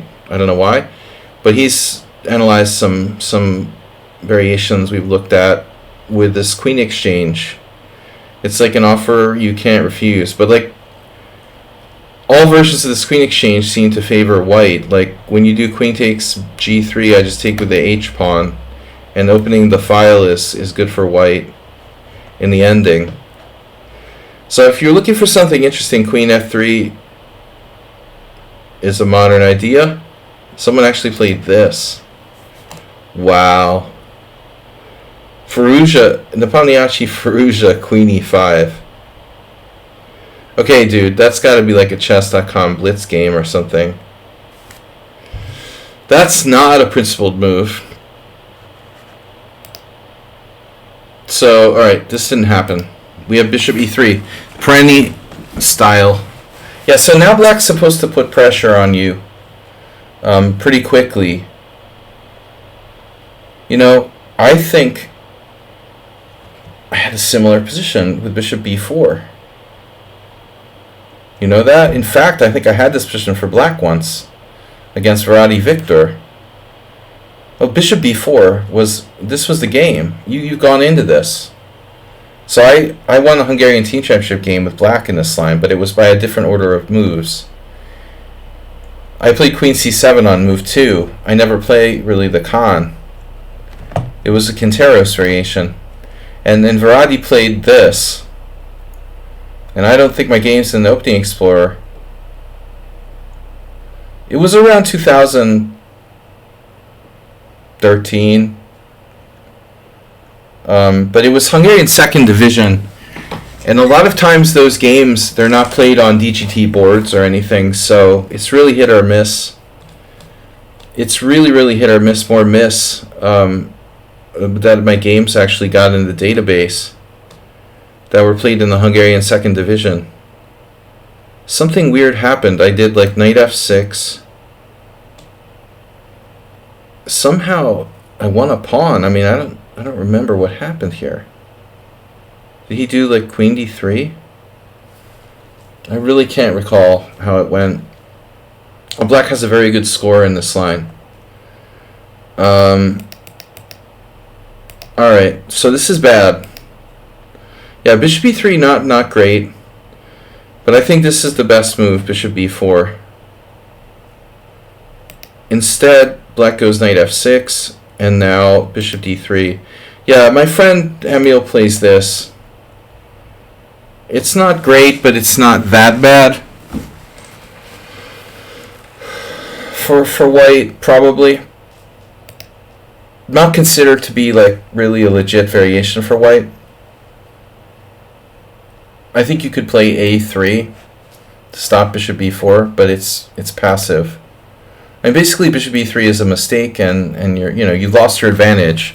So at this point, I mean, maybe you could consider f4, Beliavsky style again. I guess it strengthens the bishop b4. Yeah, it's too slow. Queen f3, anyone?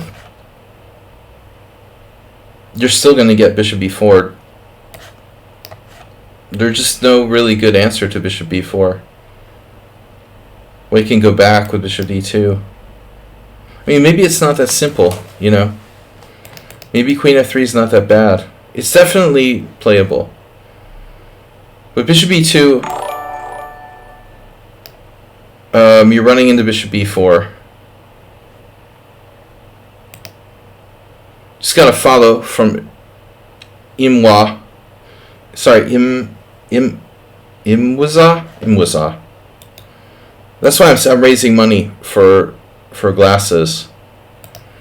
Alright, bishop e4 is good, but after this, very strange. It's hard to believe that, Pia Kramling wouldn't play bishop b4 here. I guess you can sack a pawn, right? So this is an actual pawn sack. Castles, bishop c3, b takes c, but I mean this is an issue. I don't think this is 100% correct for white. Queen d3 may be the best try.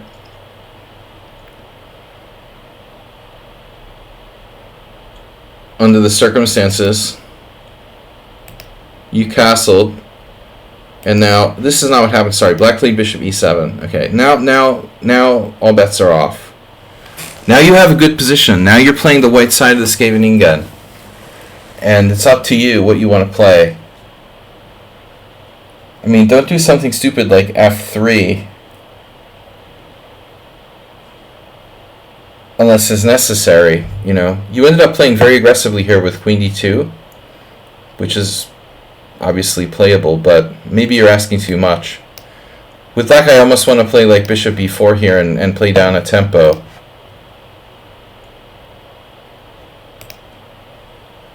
Computer says b5 is better. Okay, I'm not that familiar with this type of line with black. But you shouldn't castle, queenside. You should just castle, of course. But actually, okay, the move order is still not that accurate. Black would castle. And then the problem is, he didn't play d6 yet. I really don't want to see b5 necessarily. Yeah, I guess f4. a4 is not necessary. f4, d6, and now we're going to transpose to the Scheveningen. And white is better. I had a game like this. Queen e1, but it looks like g4 is all the rage. g4, d5. I mean, you can't play this unless you know what you're doing. I mean, it's not a safe way of playing with white to go g4, obviously. Okay, queen d2 is interesting. So this is a new move. The computer says like b5 is the best. Bishop b4 doesn't make sense. Down a tempo. Castles, queenside castles, consistent. And now, you know, I mean, clearly black needs to play actively here. You're threatening like g4, g5. So, you know, he needs to develop his pieces or play d5 or play, you know, b5, b4. And probably like b5 is the best. Chess riddle, f4. Well, f4 definitely when you're castling kingside. But castling queenside, it's usually like something with the g pawn. f3 and g4. In the English attack, usually we don't put this bishop on e2. It would just stay on f1, and we would save time playing f3, g4, g5. I mean, basically the game sort of transformed. See, you've actually got some high-level games now. Ponomarev, Ivanchuk. It's weird. I swear I said this players the other day. There's no need for f3.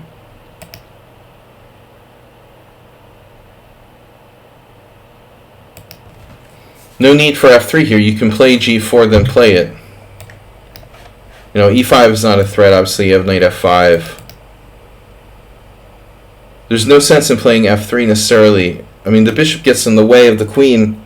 That's the transfer sometimes. You're definitely, you know, happy to play g4 immediately. I mean, I think like black might have some problems. Okay, let's see. b5, g5. This is Saric game from 2017. Remember when he beat Magnus Carlsen? Wow, b4. And here he sacked a piece against... Oh, this isn't a piece sack, actually. Okay, Saric is very strong.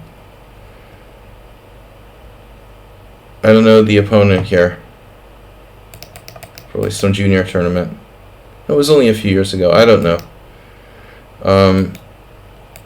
Alright, but let's see. Castles, d6, f3, rook d8. Well, that's nice, but I'm a little bit worried about like these pieces here, you know. Rook d8 is definitely not the fastest tool in the shed here. Although notoriously in these type of, let's say, Kiri's attack, whatever, Najdorf, English attack, queen on c7 isn't the fastest move either. You know, so black doesn't have a lot of active counterplay yet. Rook d8 is slow. You can see Bindi Cheng played like b5. That makes more sense to me. I mean, b5 has to be a good move. And then, okay, a3 makes sense. Then what do we do? That's the question. I mean, bishop b7 with the idea of d5. Or maybe knight d7, like a Najdorf. We could actually transpose to a Najdorf.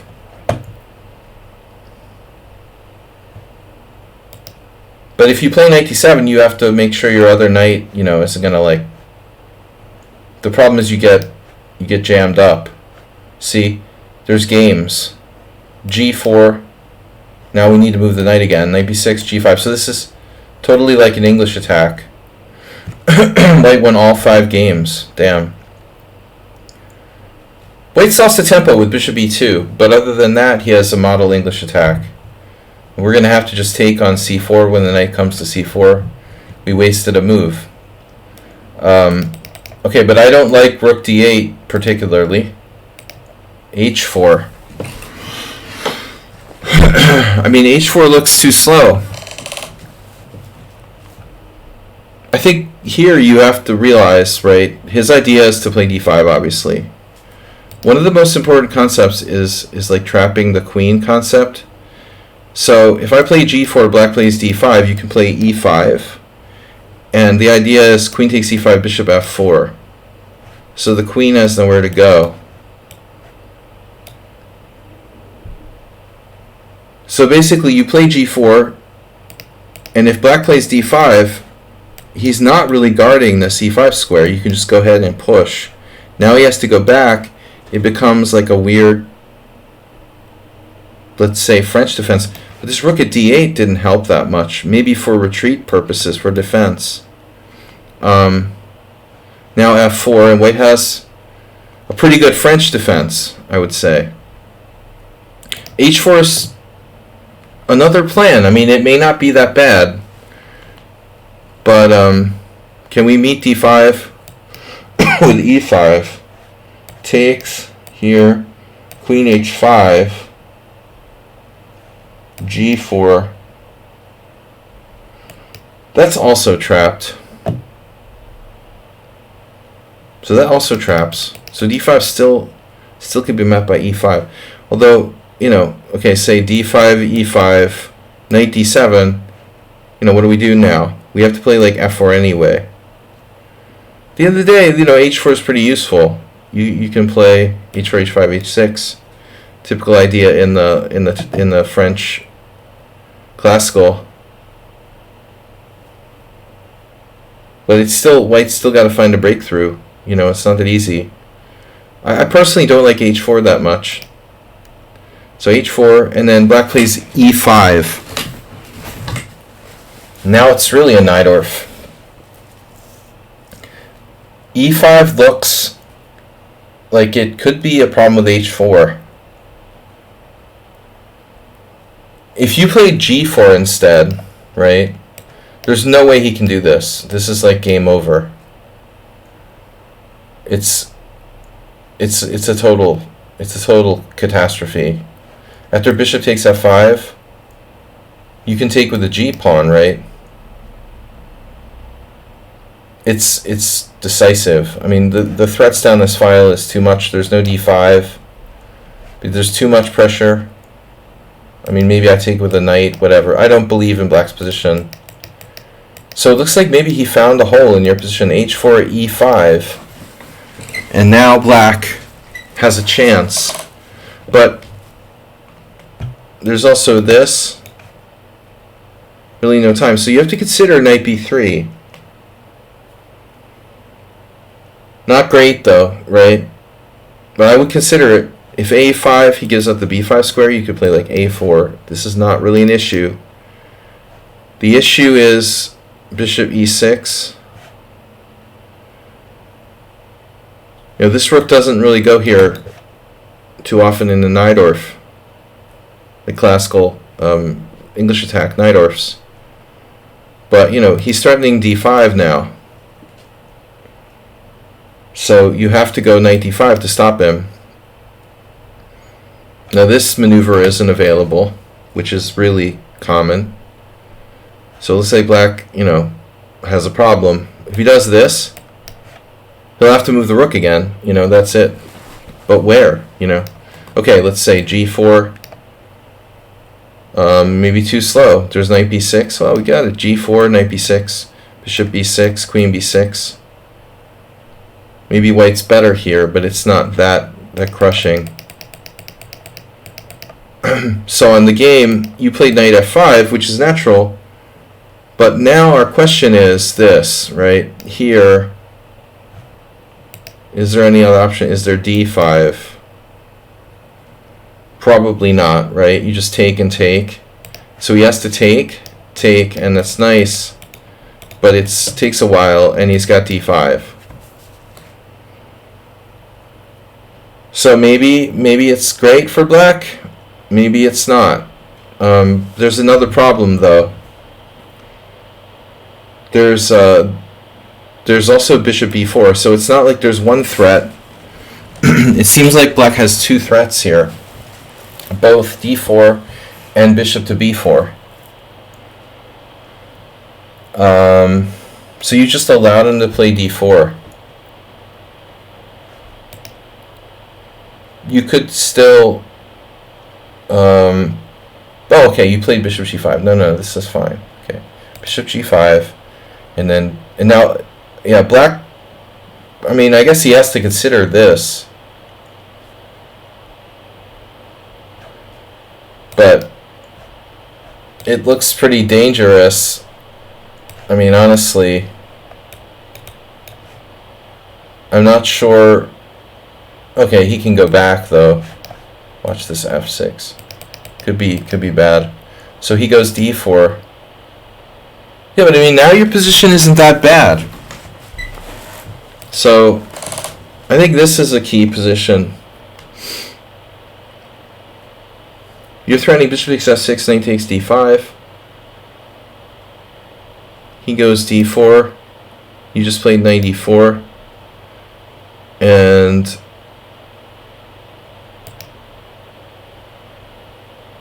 wow. This piece is not participating in the game.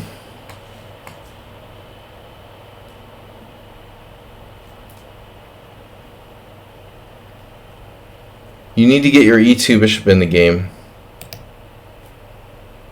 This looks slow.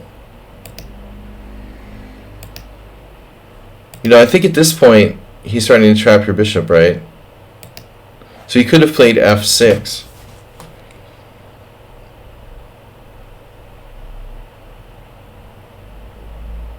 Yeah. I mean, you still might have some kind of attacking chances, but he obviously shouldn't have allowed that. I mean, you shouldn't have allowed that. I mean, in this position, you had to. And then there. And then what's black supposed to do? f6. This is the threat.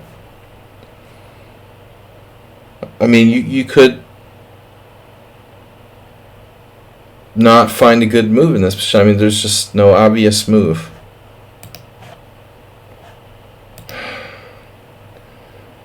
I mean, it's going to come down to like sacrificing a piece or something, right? So let's say we do what you did. He plays f6, you play bishop d3, he takes here, you take with the pawn, and now you're threatening to come over here and just stampede. No, I think this is actually interesting. So g4, maybe black was wise not to try to win the piece there.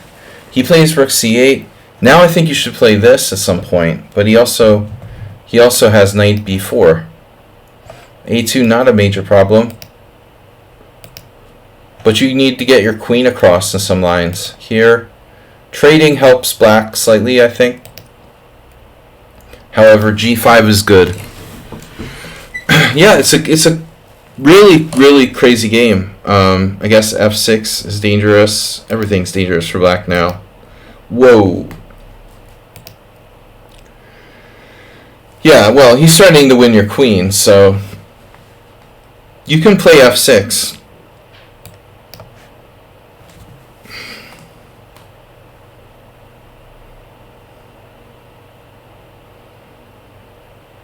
I guess you should play f6, you know, I mean, and I suppose black would like play queen e6, huh? Maybe this is a problem. That isn't really good.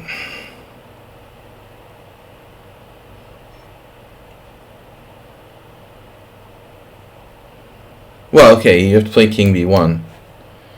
And then he takes on c2, and you like move your queen or whatever. It's still not over. Knight f6 is a really crazy move. I think this is too crazy. You sacrifice the piece, but you don't really have any clear attack. It was too desperate. Black really should be winning now.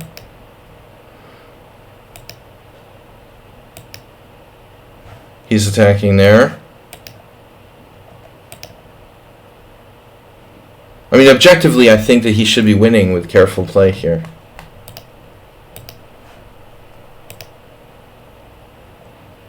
But he's got to get the pieces out, man. What is up with those pieces? Well, you had to gamble at some point. But the question, nice mate. Wow. Wow. That's a really nice mate. You know, how bad is your position here? You know, and by the way, like bishop takes e7, I don't like it that much. So I think here, I guess it wasn't necessarily a big blunder. The best move is king b1 according to the engine, but bishop d3 I also thought for a long time was like a move you need to play to give your queen like clearance and defend c2. The point is like f6. This is what I'm talking about, you know. This is a really important idea where like he can't take your piece, you know what I mean? It's not trapped. You have to find that. But that was haunting you the whole game. That's why the bishop isn't placed on e2 in these type of positions. It's either, you know, it's like staying on f1 usually. You can get lateral clearance. But really nice mate. Very interesting game. Okay, was there another game? Is that it? That was it. All right. Was there one more game? Chess Riddle, did you have a game you wanted to send in? Chess Riddle? Last call? Last call.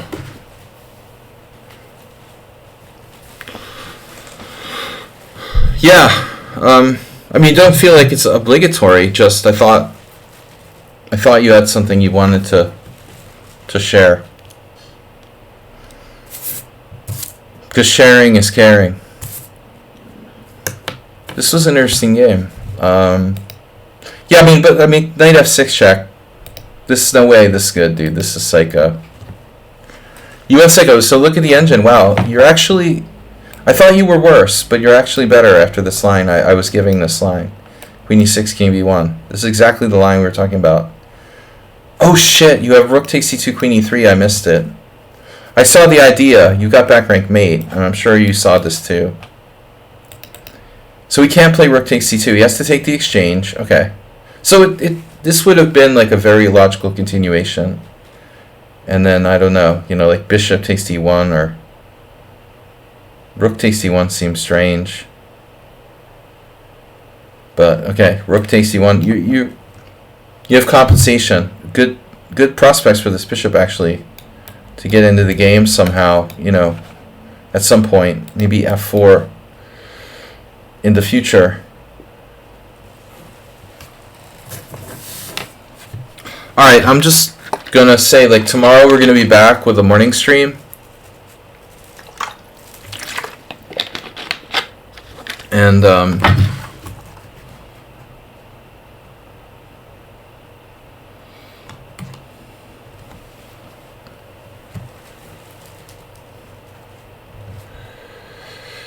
let's see.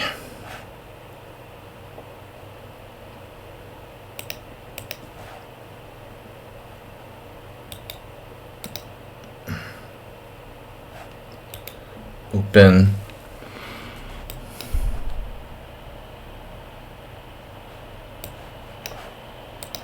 Sorry guys. I hate when I open that oh, I did it again. Alright. Where am I? Channel. It's not gonna come down. Sire, copy. Sorry about the Hall of Mirrors there, guys, but alright, tools, analysis board, paste. Oh no. First of all, here, paste, go. Study. Alright. Sire. King Kong chess. No, sir.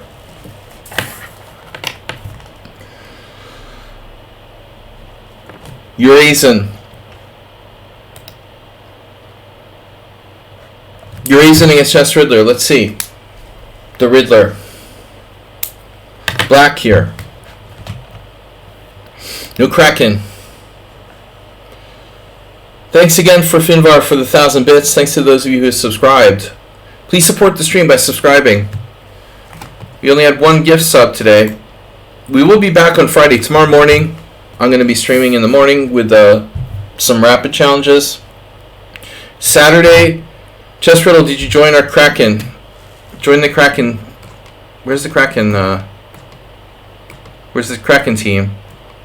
Has everybody joined the Kraken team? Do you have a link for the Kraken team?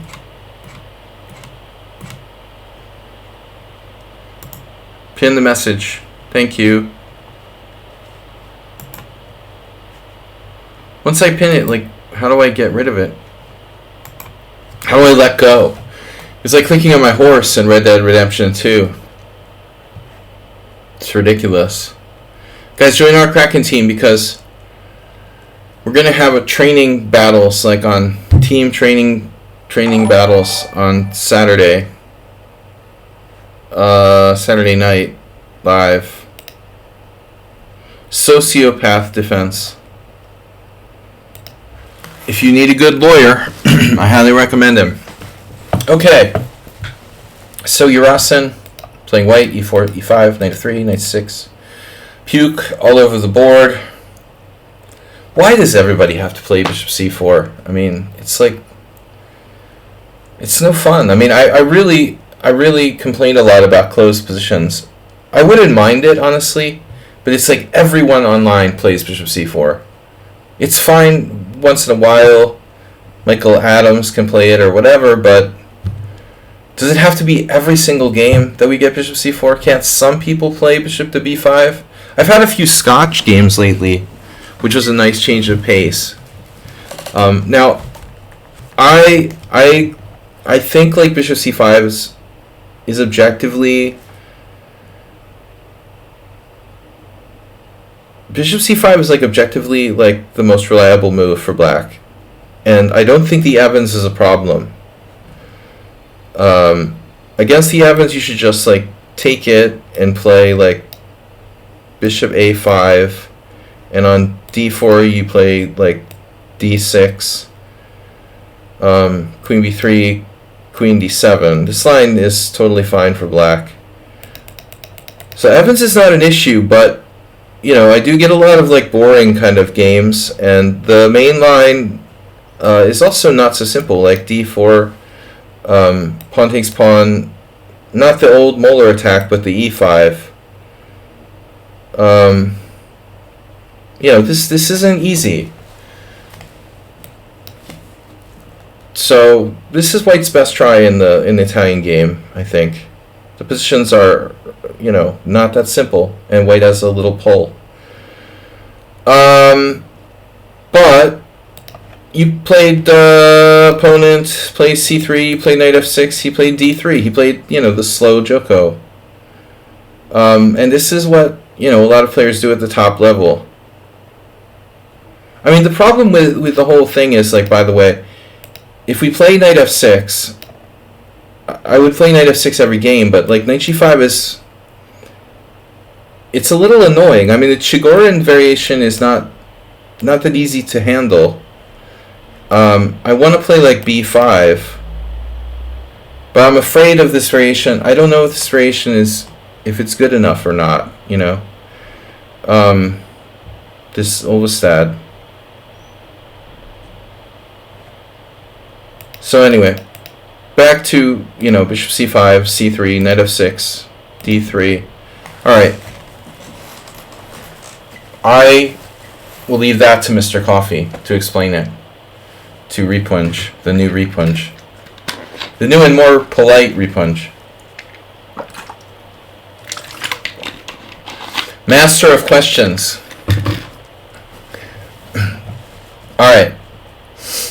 So I like a6, but everything's playable. You castled. White castled. You know, normally we're playing a6 at some point here, Chess Riddler, and a lot of modern players have been, you know, fooling around with a5, but I'm not really sure about when that's played, when it's correct, when it's not. I traditionally like to play a6, but I like to play it right away, you know. I think it's best to play it right away. The sooner the better, you know. We're going to play a6, and then we're going to play d6, and then we're going to retreat our bishop back to a7. a5 is a modern variation. I don't fully, like, understand it. Okay, castle, castle, and then h6. Now you're really, really, really begging this guy to smack you in the middle with d4. Again, I'm not inclined, you know, theoretically to know how bad it is, but I mean, I would be concerned that this is a problem. You're playing. It almost looks like classical Lopez now. Bishop e6, d takes e5, knight takes e4. Wow, So versus Aronian back in 20. So this is like playable, but it feels like white's a little better. You know, with the basic same exact setup from the, again, the classical Spanish, except the bishop's on c4.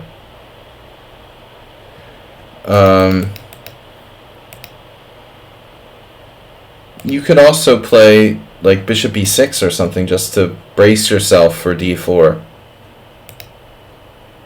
But you kind of like, you know, and by the way, I'm not afraid of bishop g5, so I feel like bishop g5 is like almost bordering on anti-positional.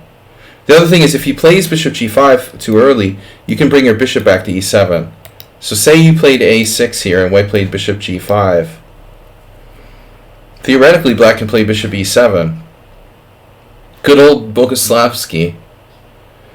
Alright.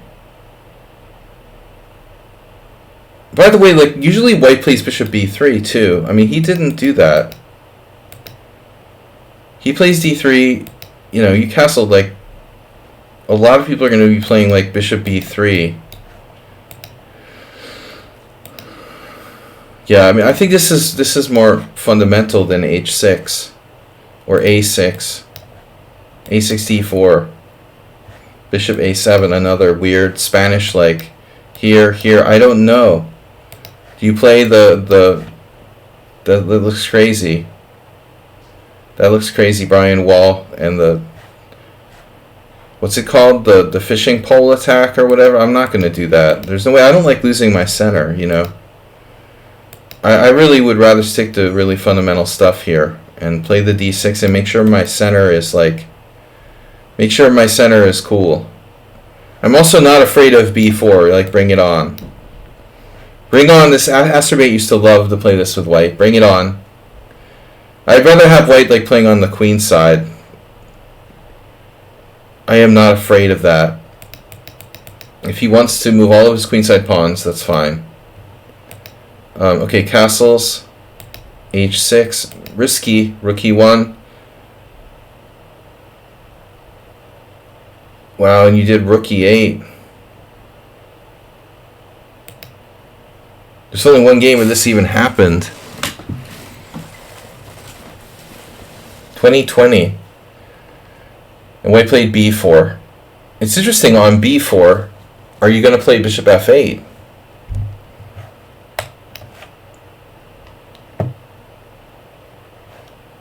If b4 bishop f8? Well, this happened in a Skripchenko game.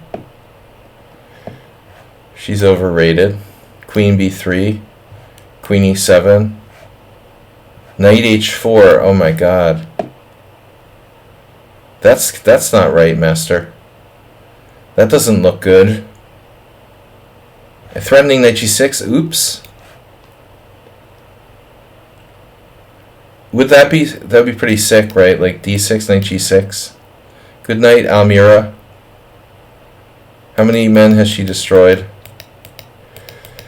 Alright, d3, castles, h6, rook e1, rook e8 here, d5. Well, you got away with this, you know. White played like two passive moves kind of with the knight d2 and rook e1. Well, knight d2. He didn't play bishop b3.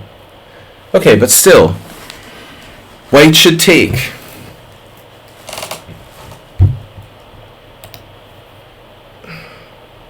White really hasn't done anything wrong. Knight takes d5. And so,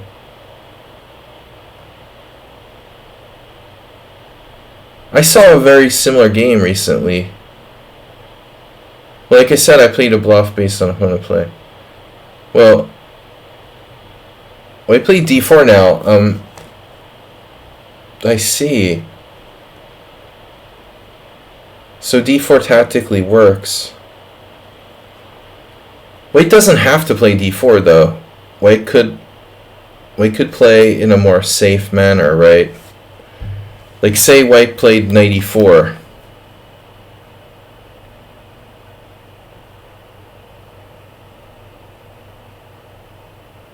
I'm not sure, I guess you're going back to b6, keeping focus on this.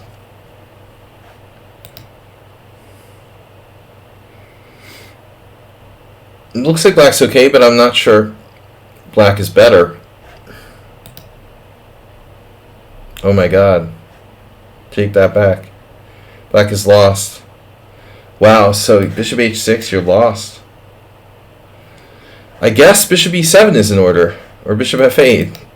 So much for bishop e6. Alright. As I was saying, like bishop f8, still a problem.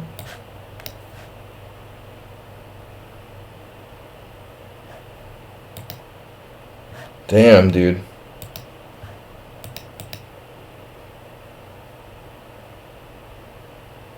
But don't worry. We can play bishop e7.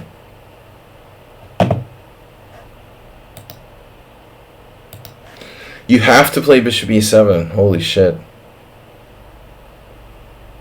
Well, I've never been a fan of doing this, with black playing for d5. My personal opinion is that you should play simple chess and probably do d6. Oh, look, we transposed to Giri Topalov after d6. Okay, d5, pushing the envelope.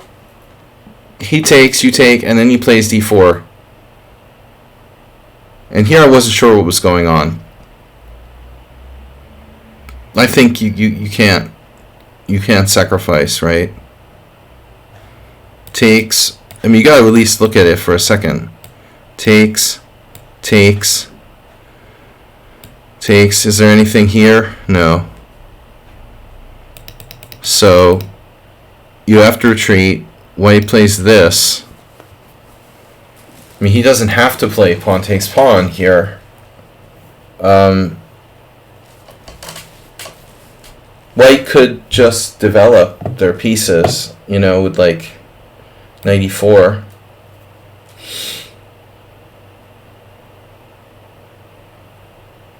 Or, well, I mean, this. Obviously, knight f1 would be more passive, and it would allow e4.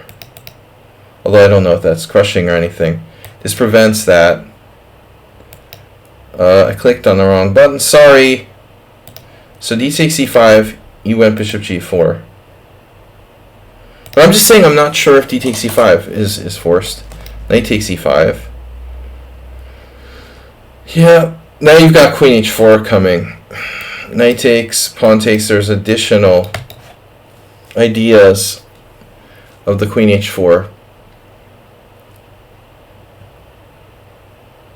but still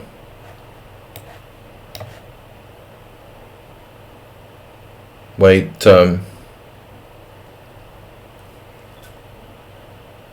might not have resources here. White has resources. Even this is possible. Okay, so takes here. Sorry, pawn takes, and now what do?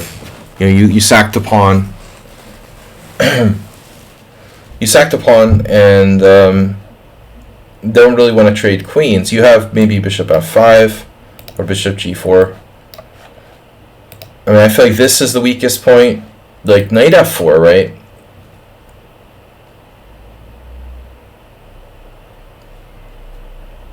Knight f4, I mean, is a very logical continuation. But at the end of the day, you're down a pawn. And he can hit you maybe with that. So you played bishop g4. As I tell everyone, it's never really, often good to play bishop g4 in the double king pawn positions, but this is not like a closed game. I mean, you're down a pawn, and you don't have enough compensation, but still.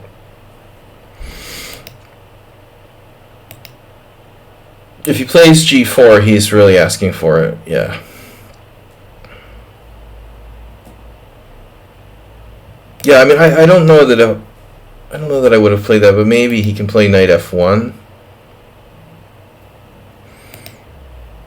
Yeah, I mean, come to think of it, like, bishop g4 isn't bad. I mean, you're really threatening to take here on e5. So, white should be okay, but how does he hang on to this extra pawn? It's not so easy. I keep looking at stuff like this, because you're attacked here. So there's crazy lines, like rook takes e5.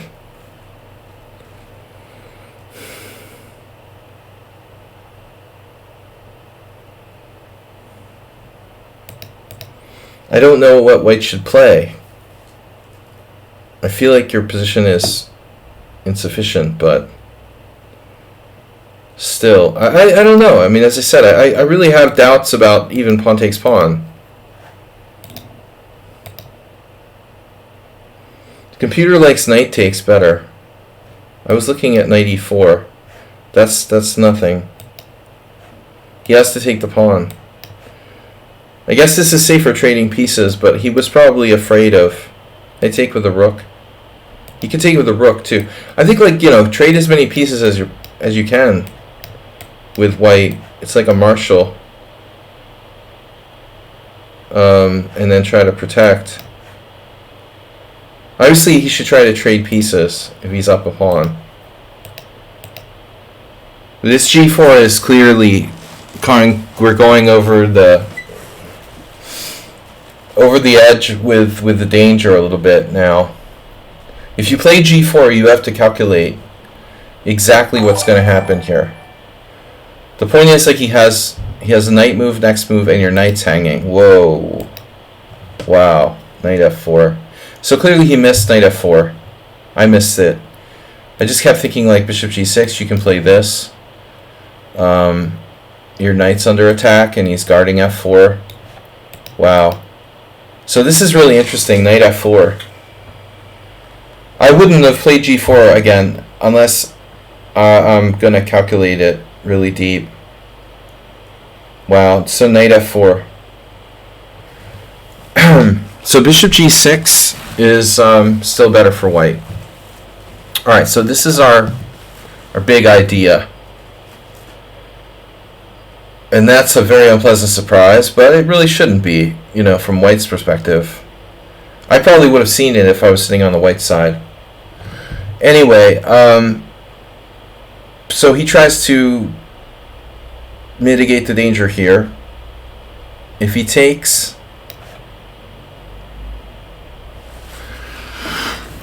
first thought is takes. Always takes. You have some crazy ideas, but I'm not sure if any of them work. Now I'm looking at knight takes. He's got the g4 square. I mean, I need to see evidence that white is lost here. Otherwise, I'm taking that bishop.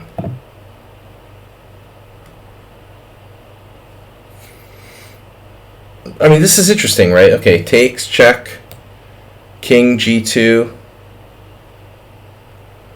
Right, I don't know even where he puts his king. F1 or h2 or g2.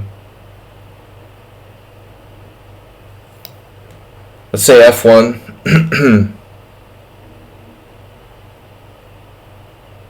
I mean, you're down, you're down a full piece. You can take on f2. You do have threats like this. For example, like queen e2, queen d7, but then there's e6. So it's not so easy. It's not so easy to get in there, and like all the squares are covered here, here. It would have been really messy. I mean, maybe you're winning, maybe, but it's unclear. I say it's very unclear. But okay, he goes here instead. And then I guess if bishop takes f2, he has rook f1. You have two pieces hanging now without a clear, let's say, answer. So you decided to just play bishop g6. You're down 2 pawns. No, just one. Yeah, you're only down 1 pawn. f2's hanging. That's nuts, right? King g3 is nuts.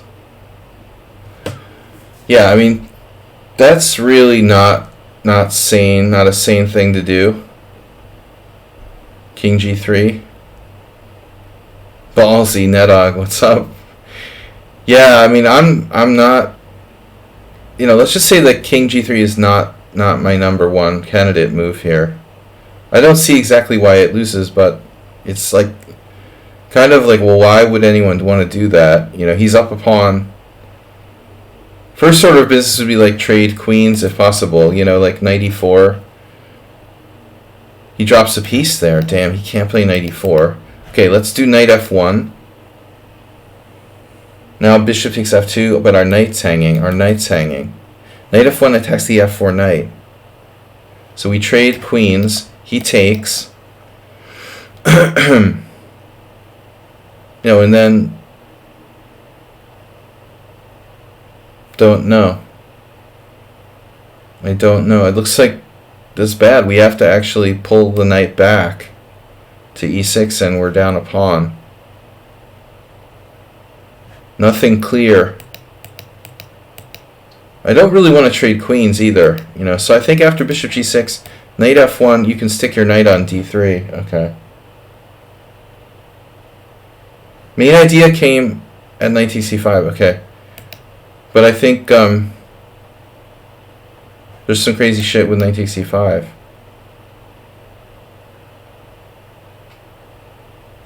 There's another possibility of this, though. This is very invasive.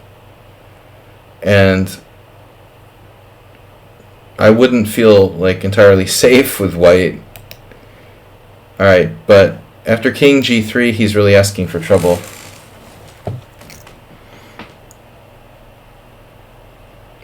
But I mean, clearly you have knight d3. I mean, this is like the same variation, just his king's on g3. Black has compensation for the pawn. I mean, that's all I need to know. You gotta take it, I think. And then we do like queen takes, and then white plays knight f1. And now black, can trade queens if he wants to, but that even in that variation, like, look, we're just clearly better. It's a beautiful ending. Except for the fact that we're not losing a piece, okay. Our bishop's going to get parked on h7. But black is still probably at least equal. After like f5, bishop h7. You can get it out with bishop g8, like the London system. I mean, okay, whatever. Just to illustrate there's sensible ways the game could end. But after king g3, knight takes e5. Whoa.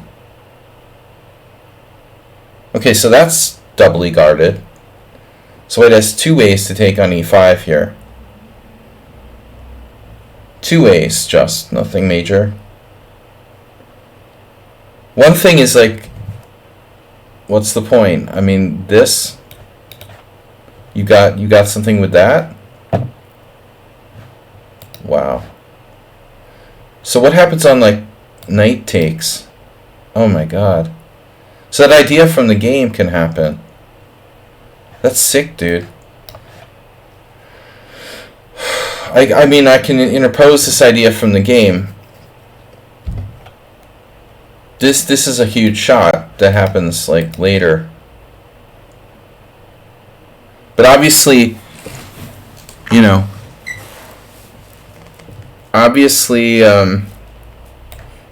there's like this, and this. You just have to see the theme. I mean, you're down a rook here, but I'm still not super thrilled with white's position. I don't see a forced mate, but it doesn't look fun either.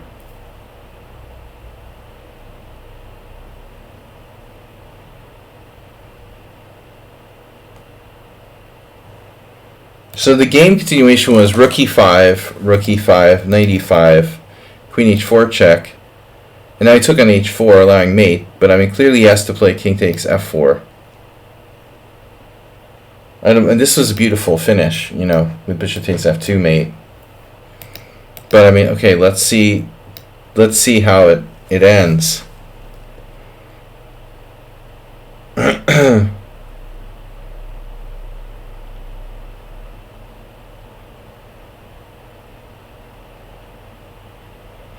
Because in this case we're not down a rook, we're down 2 knights.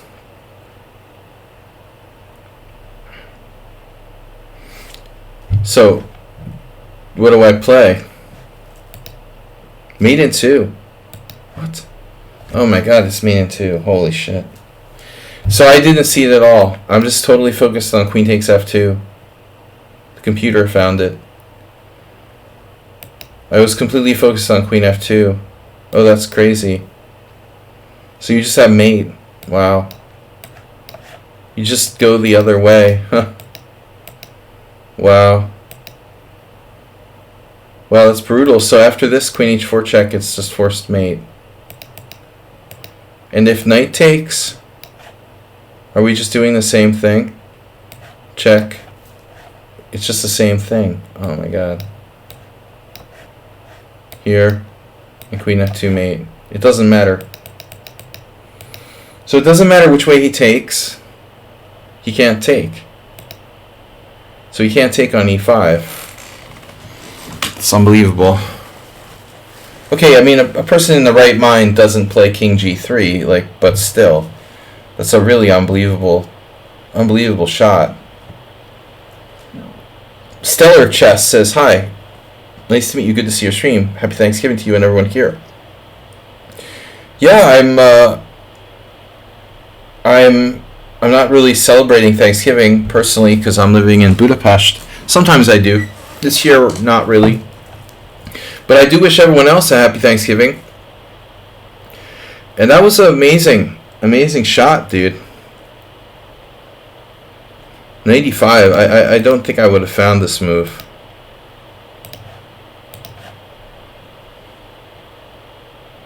Maybe I'm not giving myself enough credit, but I would have played knight d3, you know, and just been like clearly better. I'm almost certain, you know, you could test me on it in a year, I won't remember the position. Ask me what I would play here. Yeah, this is sick, you know. 95, any take. Either take, it doesn't matter. Well, I mean, I guess rook takes e5, rook takes e5. At this point, he could have not taken, right? But if he does knight takes, he just gets it right away with queen h4, so it's even worse. His best bet is to just take and sacrifice the exchange. So here is the last chance for white. He's just down the exchange. I mean, he's down the exchange with his king on g3. Hold on a second, he has queen f4. He has king f4. Holy shit. So, wait a second. Rook takes e5. Rook takes e5. King f4. Where's your secret mate now, man? Bishop f2. It's bishop f2.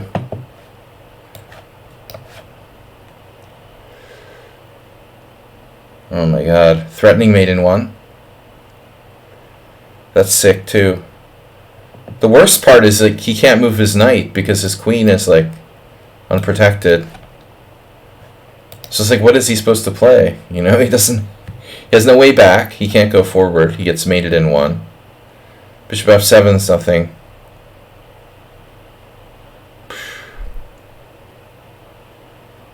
Yeah. There's nothing, right? Mate in 6. Yeah, bishop f7 is his best move. And if you don't have bishop f2, you're winning with queen d6. Wow. Wow, rook e4 is winning. You have a zillion moves. Well, it's sick. This is really a sick position. So apparently, like, okay, I wouldn't have played g4. The computer likes it, though. Okay, no, he had to take. He had to take. Yeah, okay. I said it was unclear. I said it was unclear, but it turns out the computer doesn't like it for you. Yeah, this is why it was a bluff. This is why it was a bluff. But it was a good bluff, man. I mean, no, it didn't look that clear. You have knight takes f2. And queen e2, and I was looking at this. And then the problem is, like, queen d7 would be good, but he smacks you with e6. That's a real bummer, dude. Everything's on e6. That's somewhat of a problem. Yeah. Yeah. Wow. Yeah, so the real truth was interesting. Now this is interesting. You know, you should have played knight f4 first.